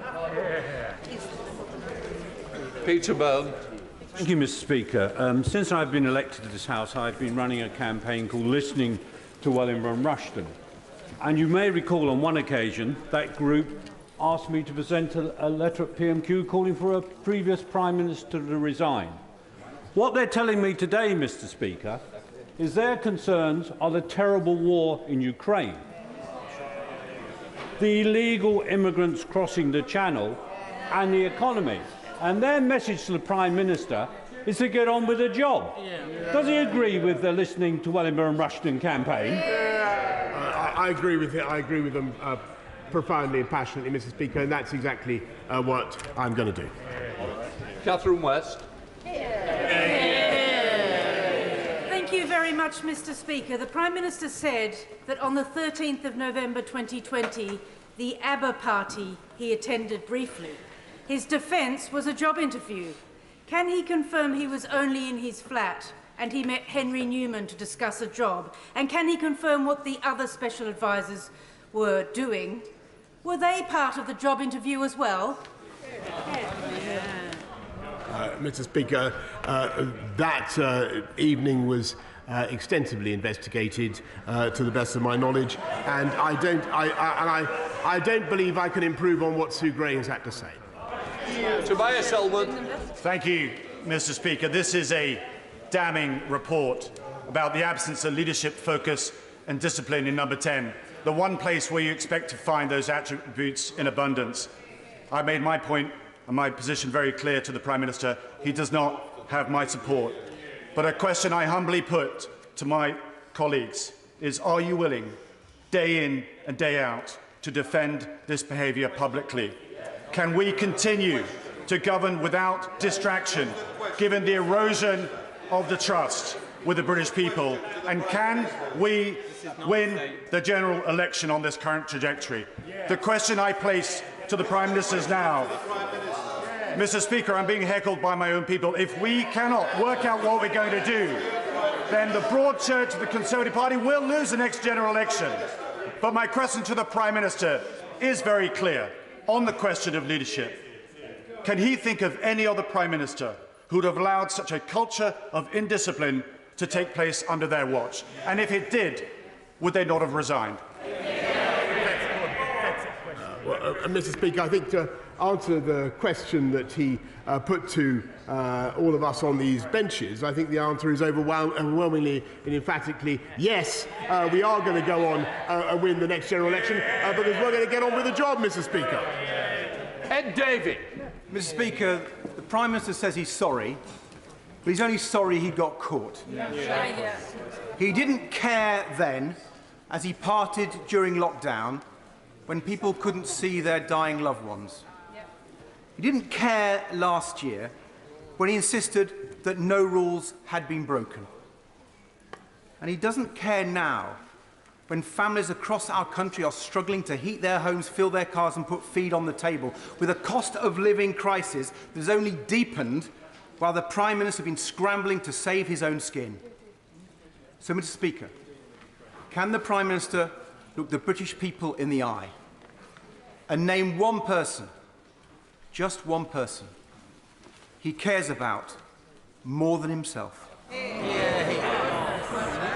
Mr. Speaker, I can tell him that there are people in number 10 Downing Street, including me, who cared passionately about making sure that we had the PPE that we needed, we had the fastest vaccine rollout in Europe, and that we protected this country from COVID. And that is what people were doing. And I may say that the abuse that has been directed at civil servants and officials is, I think, wholly unwarranted.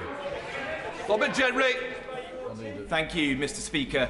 When I think of civil servants and advisers during that period, I think of the brilliant civil servants who helped move mountains to create the shielding programme within a matter of days. I think of the brilliant civil servants and advisers that got 90% of homeless people off the streets within days. Would my right honourable friend agree with me that these achievements and others should mean that nothing in this report is a stain upon the character of the thousands, if not hundreds of thousands, of civil servants, whether in number 10, other government departments, or across the country, who helped steer this country through the pandemic? And secondly, difficult though this is to say for many, with a war in Europe, with an economic crisis, with the challenges this country faces, is it not really true that it is now time to turn a page, and for this country, our politics and this House to move forwards? I agree with him absolutely passionately, Mr. Speaker. I think the best thing, I think we can study the report, we can draw the conclusions that we want. The best thing now for our country is to move forwards together, and that's what we're going to do. Dame Angela Riedel. Mr. Speaker, we all understand, and the Prime Minister understands, that not being truthful on the floor of this House requires a resignation. My honourable friend, the member for Hornsey and Wood Green, asked the Prime Minister a point-blank question on the floor of this House when he was at that dispatch box. She asked him if he had been to a party on the 13th of November in 10 Downing Street. He said he hadn't and that no party had happened. There are 4 pictures of it. There are 4 pictures of it, Mr. Speaker, featured in the Sue Gray report. Will the Prime Minister account now, on the floor of the House, for his answer to that very specific question? Yes, of course, Mr. Speaker, and I tried to do it in what I said earlier on, and the answer is that it's part of my job to say thank you to people who work in government. That's what I was doing. I believed it was a work event, and indeed there has been no fine issued to me as a result of my attendance at that event, because that is what I was doing. Coutinho. Mr. Speaker, I commend Sue Gray for the report, and I do understand why people are angry. Having looked at the pictures of the birthday party in the Cabinet Office, I think the opposition are going to be quite hard-pressed to explain why they have such moral outrage about that, but not about the late-night beers that happened just down there. However, one of the things I was very troubled by was the language that was used towards the custodian. Would the Prime Minister join with me now, and I'm sure the whole House would agree, the level of respect and gratitude that we have to every single cleaner and worker and all the people in the tea room that work in this place? Thank you, sir. I thank her very, very much, and I agree very much with what she has just said. And I think that as I said in my opening statement, Mr. Speaker, I think the behaviour towards any rudeness towards a member of staff is absolutely inexcusable, and I want whoever was responsible to apologise. Tamanji Singh Desi. Thank you very much, Mr. Speaker. I feel as if I have completely let down those who showered me with so much love. Why wasn't I by the bedside of my lovely grandmother during her final few days? Why did I let her die alone in that hospital? Why did I not attend the funeral of my uncle because of worries about government restrictions on numbers? And why did I not go to comfort my brother-in-law's father as he was dying in a Slough care home?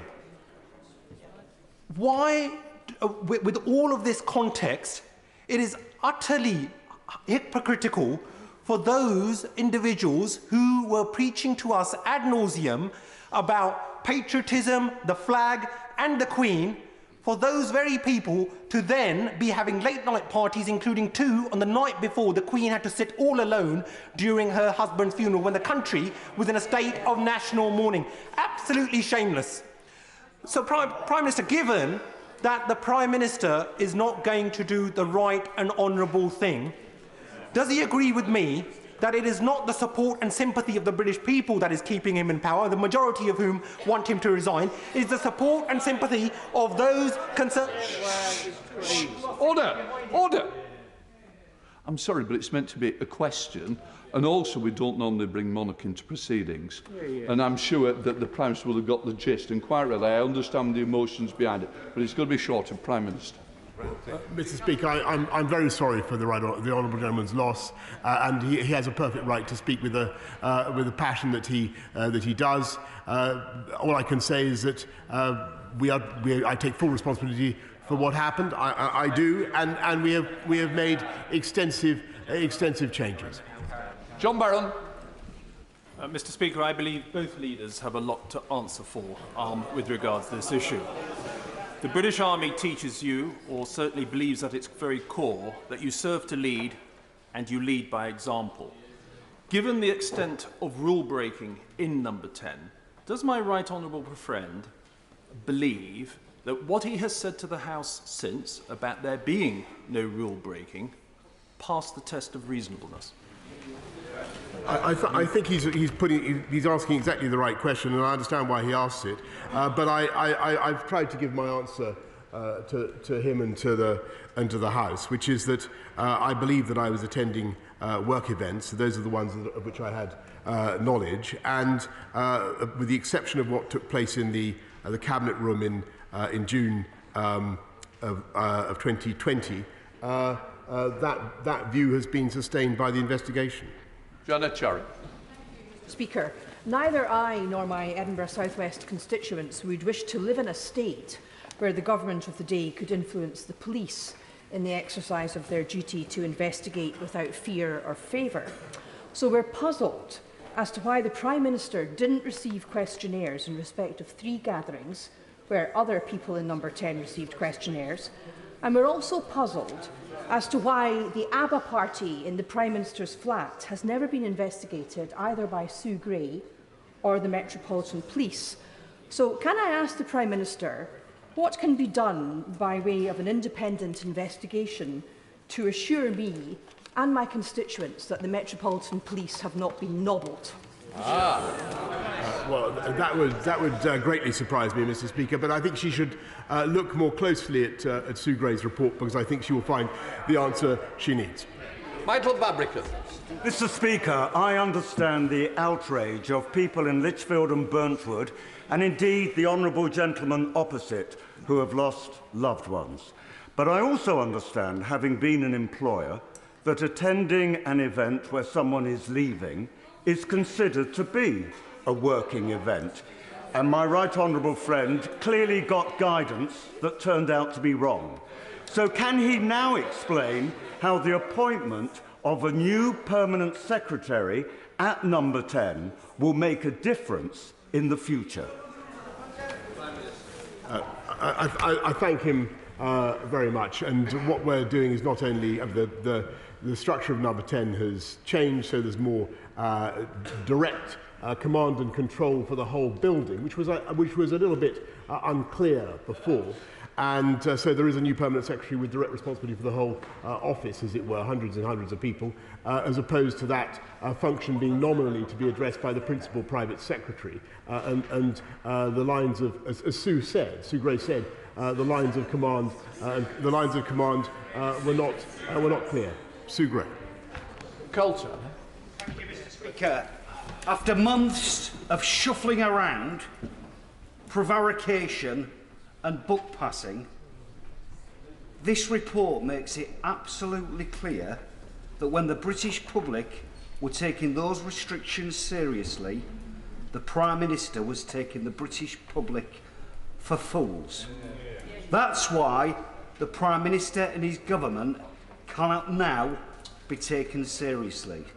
Isn't it time he said goodbye so that the rest of us could say good riddance?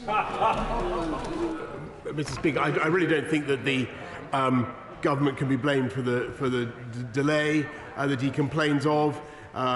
It took a long time for the Met to do their work. It was exhaustive, and I don't believe that it sustains the conclusion that he has drawn.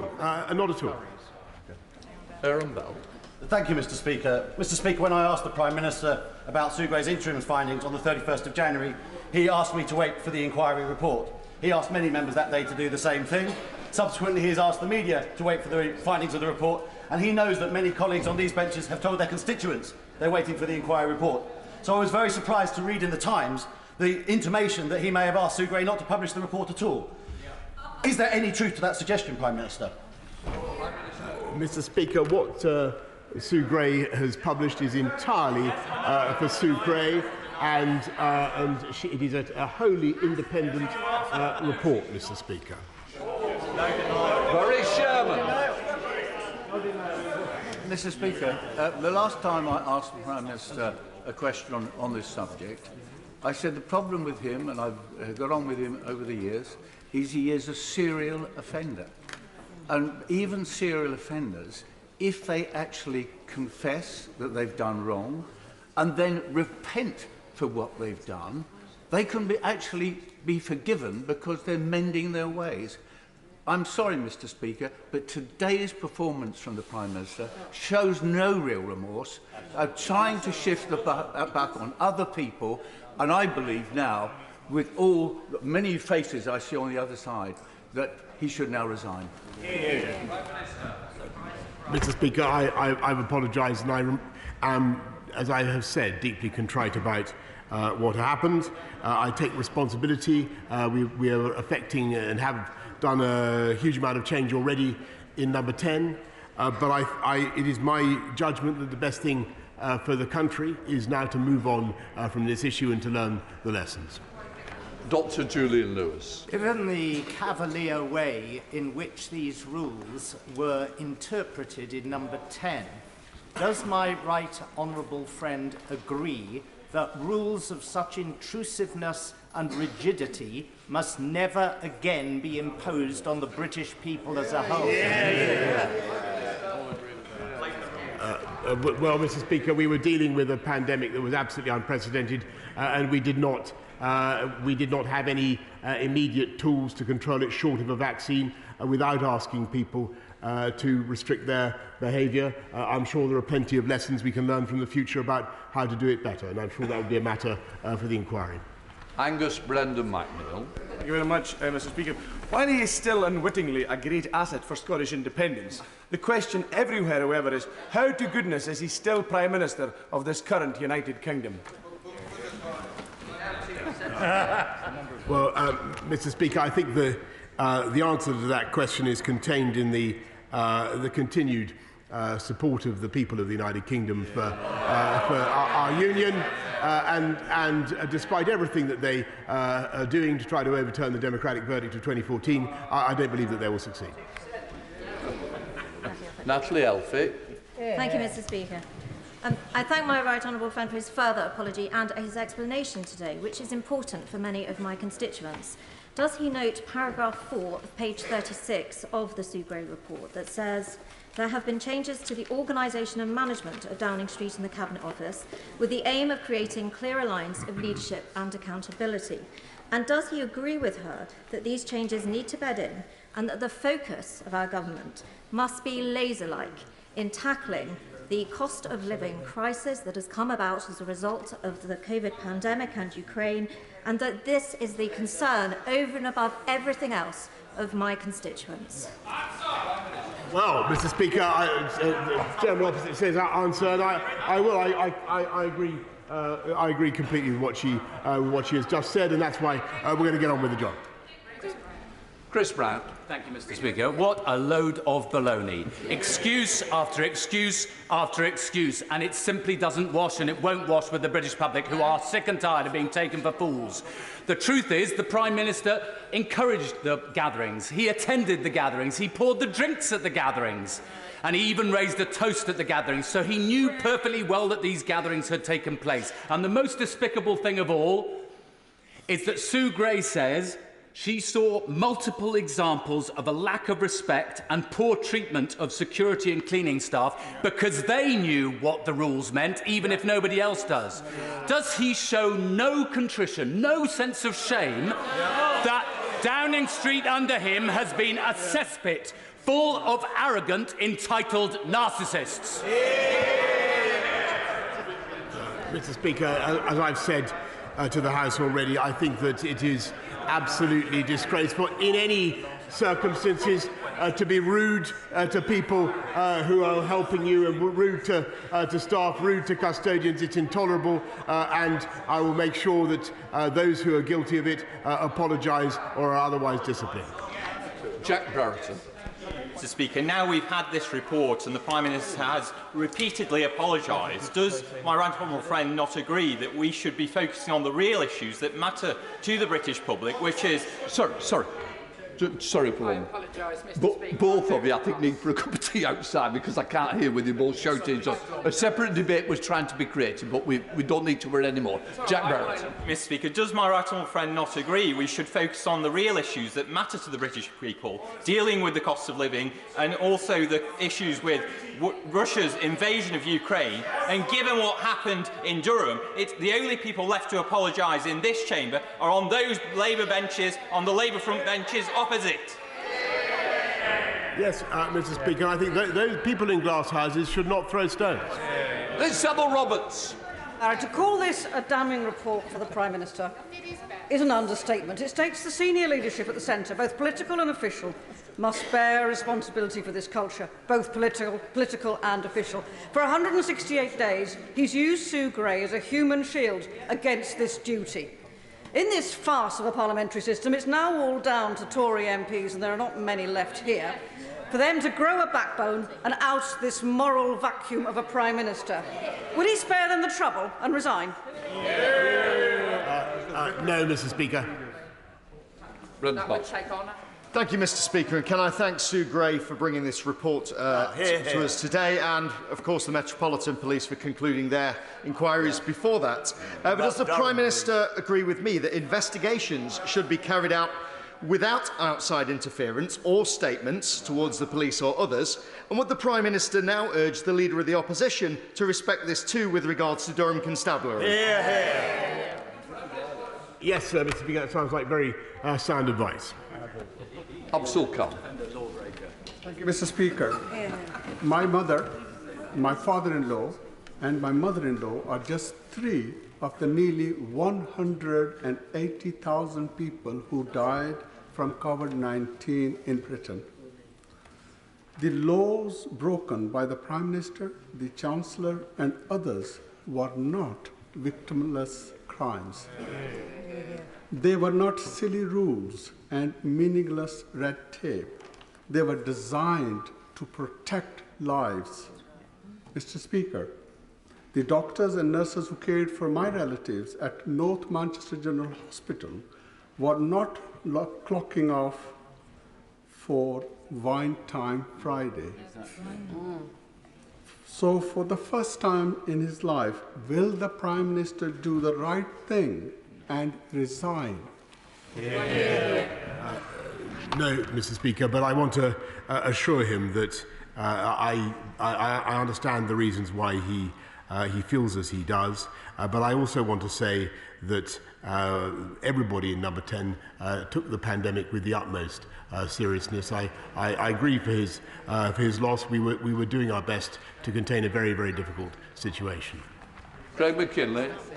Speaker, my right honourable friend will be aware that I voted against much of this COVID legislation over the last couple of years because I felt a lot of it was pettifogging, ridiculous and unnecessary. I think an apology should be paid by this entire House to the British people to allow a lot of this nonsense legislation to be in place.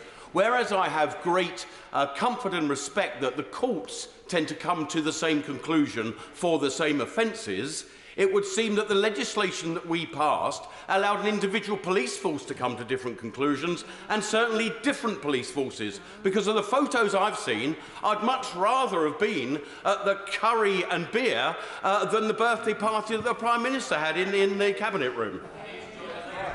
I thank him very much, and all I can say is that as a those matters are for the relevant forces. Mr. McGovern. Mr. Speaker, I don't believe that the Prime Minister has any credibility left because my constituents tell me that they don't believe what he says. So I want to ask the Prime Minister about what I think to be the bare minimum in this situation. When it comes to the cleaning staff and the security staff in number 10 treated with a lack of respect, has the Prime Minister personally apologised to them? I thank her. This is the first that I've seen of the detailed criticisms of civil servants for that abuse. I've said that I think it's intolerable, and I will make sure that staff, custodians, cleaners who are treated disrespectfully get a proper apology. I've apologised to them today. I've apologised to them today already from this dispatch box. Rarely in my 21 years in this House have I heard such utter drivel than what we've been presented to today. I've tried to find words to capture what the Prime Minister said. Disingenuous, delusional, slippery, self-serving, and I know I can't say dishonest in this place. No attempt at remorse, all somebody else's fault. Surely if he was half the man that he thinks he is, he would summon that self-respect and just go. I direct him to what I've already said. Barbara Keir.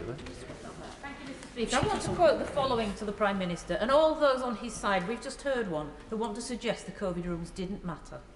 It's from palliative care doctor, Dr. Rachel Clark. To NHS staff, it was abundantly clear that the way you survive a pandemic is together. In 2020, collective compliance was all NHS patients had to protect them. Basic, selfless public decency mattered. Rules were hated but obeyed because we care about each other. And that glass of wine in the PM's hand, it's been thrown in the face of all of us. How does he reply to that? Mr. Speaker, I wish things could have been handled better, and I wish things we got things right in number 10 in the way that we didn't. And I apologise again for things that got wrong, but we've already changed the way we work, and I really think it's time that the country moved on. Wendy Chamberlain.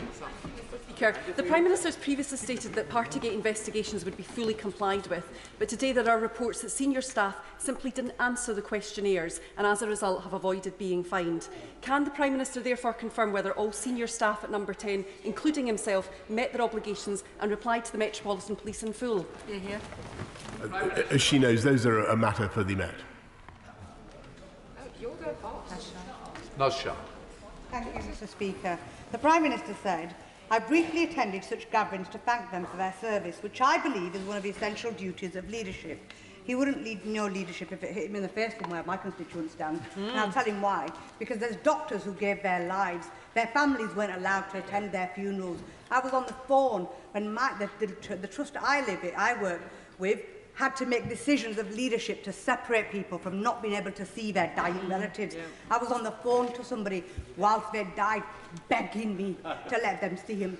That's what leadership is, when those were difficult decisions they had to make, when nurses couldn't go home and had to book into hotels so they didn't spread infections. So if he had an ounce of leadership, he'd resign, so why doesn't he? I refer her to what I've already said. Nick Smith. Mr. Speaker, the Prime Minister's credibility is like a slow puncture. He reinflates it occasionally, but isn't the truth? His party needs a new front wheel. Mr. Speaker, I think they really need to ask a more a new question. Kate Land. I have to say, I'm absolutely appalled by the behaviour of some members in this chamber today. They're refusing to accept responsibility. They're jeering and cheering and saying, let's move on. Well, can I tell you, Prime Minister, there's a young man in Blackburn who can't move on because due to a wart on his head, rather than getting an appointment with a doctor, he was asked to send in a picture. 3 months later, he was actually told he had stage 4 cancer. So the impact is widespread, the damage is long-lasting, and this young man cannot even get the treatment because they say they won't fund it. Does the Prime Minister feel no shame that he just totally trashed rules that he made, expected other people to live with? He wants to move on and other people are left with the consequences. Surely the Prime Minister must resign. No, Mr. Speaker, we want to get on with addressing the COVID backlogs, which is what we're doing. Hello. Thank you, Mr. Speaker. I sometimes wonder if the Prime Minister has a neck of pure brass. Does he understand and recognise the words honesty, integrity and accountability? No. Because from my position, I don't think he does. Many members have spoken of personal things and personal tragedies they've gone through. The country needs a new leader. Yes, we need to move on, but we shouldn't need to lead on with you, Prime Minister. Will you now resign? Mr. Speaker, I think that I'm just going to repeat my previous answer. Debbie Abrahams. Thank you, Mr. Speaker. Mr. Speaker, the Prime Minister's leadership, his behaviour drives the culture in our politics, but also in our country. And it also gives licence to others to behave in a similar matter. So if he is genuine in his apology, and he's not, will he firstly ensure that the ministerial and members' codes have the Nolan principles incorporated into them and put them on the statute? And secondly, will he condemn those Oldham Conservative candidates who delivered toxic, racist, misogynistic leaflets during the recent local elections? His chairman has details of that. I'd be very happy to look at those details if she'll send them to me. Carol Monaghan. Right, let's pick somebody else. Dan Jarvis. Serve to lead. That's the motto of the Royal Military Academy Sandhurst. And everybody serving in our armed forces knows that if the commanding officer of a unit had presided over the kind of shambles we'd seen in Downing Street, they would be discharged of their duties. Why is it different from the Prime Minister? Is he referring to the vaccine programme, the PPE securing, or the fact that we came out of COVID faster than any other European country? Anand Kesar. Thank you, Mr. Speaker. A comment that sickens me from the Sue Gray report was, and I quote, "I was made aware of multiple examples of a lack of respect and poor treatment of security and cleaning staff. The Prime Minister has made a public apology at the dispatch box, but when will he personally apologise to those hard-working cleaning staff who risked every day to ensure that everyone was kept safe?" I thank you very much, and just to repeat what I said both earlier on and to the honourable lady opposite, when I've identified the custodians, the cleaners, the staff in question, of course I will talk to them myself. Dr. Rupahat. Thank you, Mr. Speaker. One address, 20 months, 204 questionnaires, 345 documents, 510 photos, including the ones on page 38 onwards, of him raising a toast when he should be toast. And as a result of this, 126 fines, mostly to 83 junior staffers, while all the while the police were routinely fining people greater amounts than his 50 quid for far lesser offences. Doesn't this all point to a conclusion that not everyone is as equal under the law as each other these days? I think that there's a criticism of the Metropolitan Police contained in what she's just said, which I don't agree with. Karen Smith. The problem with this report, Mr Speaker, is the dates outlined so clearly reopen many of our wounds. But I'm going to ask the Prime Minister a question that has been asked earlier that he didn't answer, from the member for Newcastle under Lyme. When he met with Sue Gray recently this week, did he ask her not to publish this report? No, Mr. Speaker, and what I can tell the honourable lady is that this is a wholly independent report, and the judgments contained in it are a matter for Sue Gray. I'm grateful to her. I'm grateful to her for what she has done, and I believe that it has been extreme. I think her interim report was extremely useful to the government in making the changes that we have. Mr Speaker, when the years to come, when the Prime Minister reflects on his time as PM and in government, what does he think will be his proudest moment? Will it be breaking his own lockdown laws and being fined? Will it be misleading Parliament? Or will it be lying to the Queen and presiding over such a toxic environment that, as according to Sue Gray's report, staff in his office had a lively party the night before her husband's funeral?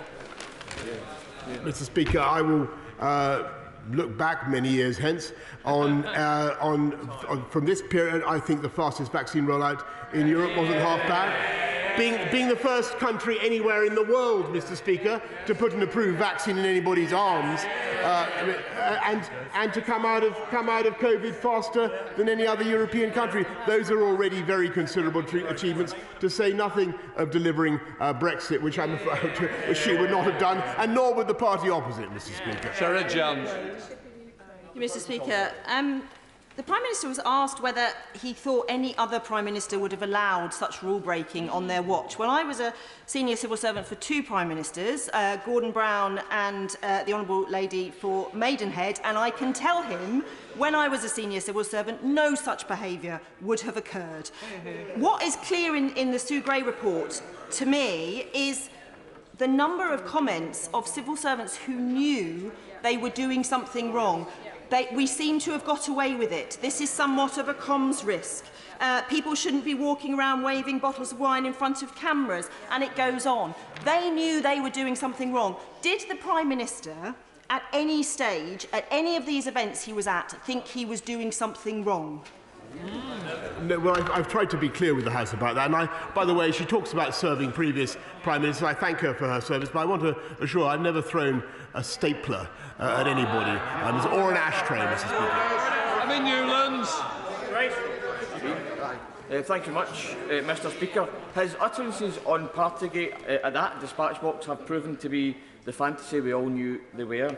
Allegra Stratton resigned for merely joking about a party. She's more integrity in a little finger than the Prime Minister could ever hope of possessing. This charlatan of a Prime Minister is without shame, without credibility, and without any hope of ever winning another election. So does he agree that he will sacrifice anyone or any institution, including his own party, to try and keep his ever-weakening grip on power? Mr. Speaker, I know why they want to remove me from office, because we're going to get on and win the next election, and that's the reality. Lynn Brown. Speaker, maybe the Prime Minister could help me again. If no rules were broken, what on earth did Martin Reynolds mean when he said we got away with it, referring, of course, to the Bring Your Own Booze party on the 20th of May? What did he mean, we got away with it? Mr. Speaker, I can't give an exegesis of what's in the report. She can read the report for herself. Mohammed Yes. Thank you very much, Mr. Speaker. When the Prime Minister says he's sorry, we know he's sorry for getting caught. One of my constituents, Louise, was in hospital in November 2020. A very elderly woman lay in the bed next to her, crying and begging for her family. She asked Louise to phone and ask them why they hadn't come to see her. The last thing she said to Louise was, "I won't be here in the morning." She died with a student nurse holding her hand, which haunts Louise to this day. Does the Prime Minister agree with Louise when she says he's a liar and must resign? I have every sympathy for Louise and all those who have suffered. But no, Mr. Speaker, for the reasons I've given, I don't agree with what he's just said. Stephen Farr.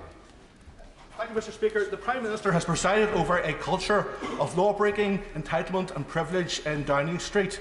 He cannot credibly plead ignorance on that point. In his statement, he has sought to try to rationalise this by saying that the staff in Downing Street were working long, pressurised hours battling COVID. So what does he say to the thousands of doctors, nurses, care workers, the emergency services, cleaners, security staff and indeed civil servants up and down the country who didn't have alcohol-fuelled work events, parties or leaving dues? Mr. Speaker, I simply say to them what I've said since the pandemic began, which is I thank them from the bottom of my heart. Steve McCabe.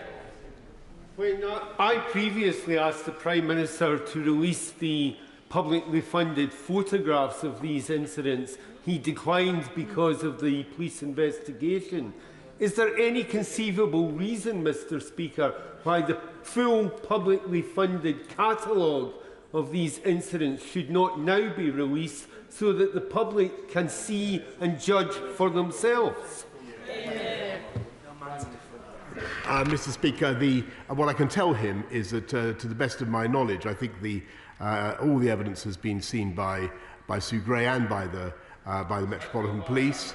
There may be issues about what else can be released more generally, but he has, I believe, a representative. The public has, I think, a representative sample of the images.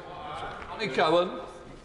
Speaker, 5 times in a 5-page report, the Prime Minister indicates that he takes responsibility. But in actual fact, he hasn't, not once. During the pandemic, all MPs asked our constituents to adhere to the guidelines to protect themselves, their family, their friends, their colleagues and the wider community. Prime Minister, with the benefit of hindsight, do you believe you set a good example, one that you can look back with pride? Mr. Speaker, where I fell short and where we fell short, I apologise. I want to thank all colleagues who asked their constituents to follow the guidelines. And I think, actually, yes, the government can be very proud of a lot of what we delivered during COVID. Dr Caroline Johnson. Well, thank you, Mr. Speaker. I've waited for this report, and looking through this report, it's clear to me that the Prime Minister did break the rules on one occasion when he was surprised by a birthday greeting between meetings in the Cabinet room. This is a rule breach, clear rule breach, but one for which he has apologised, and I accept his apology. It is also clear from this report that there was other examples which he was not present at and which he did not break the rules at, but which others did, that occurred repeatedly during the period of the lockdown. So I'd like to ask the Prime Minister, what has he learned from this, and how do the changes that he's put in place at number 10 make sure that such examples and the attitudes that allow them to occur will not persist now on?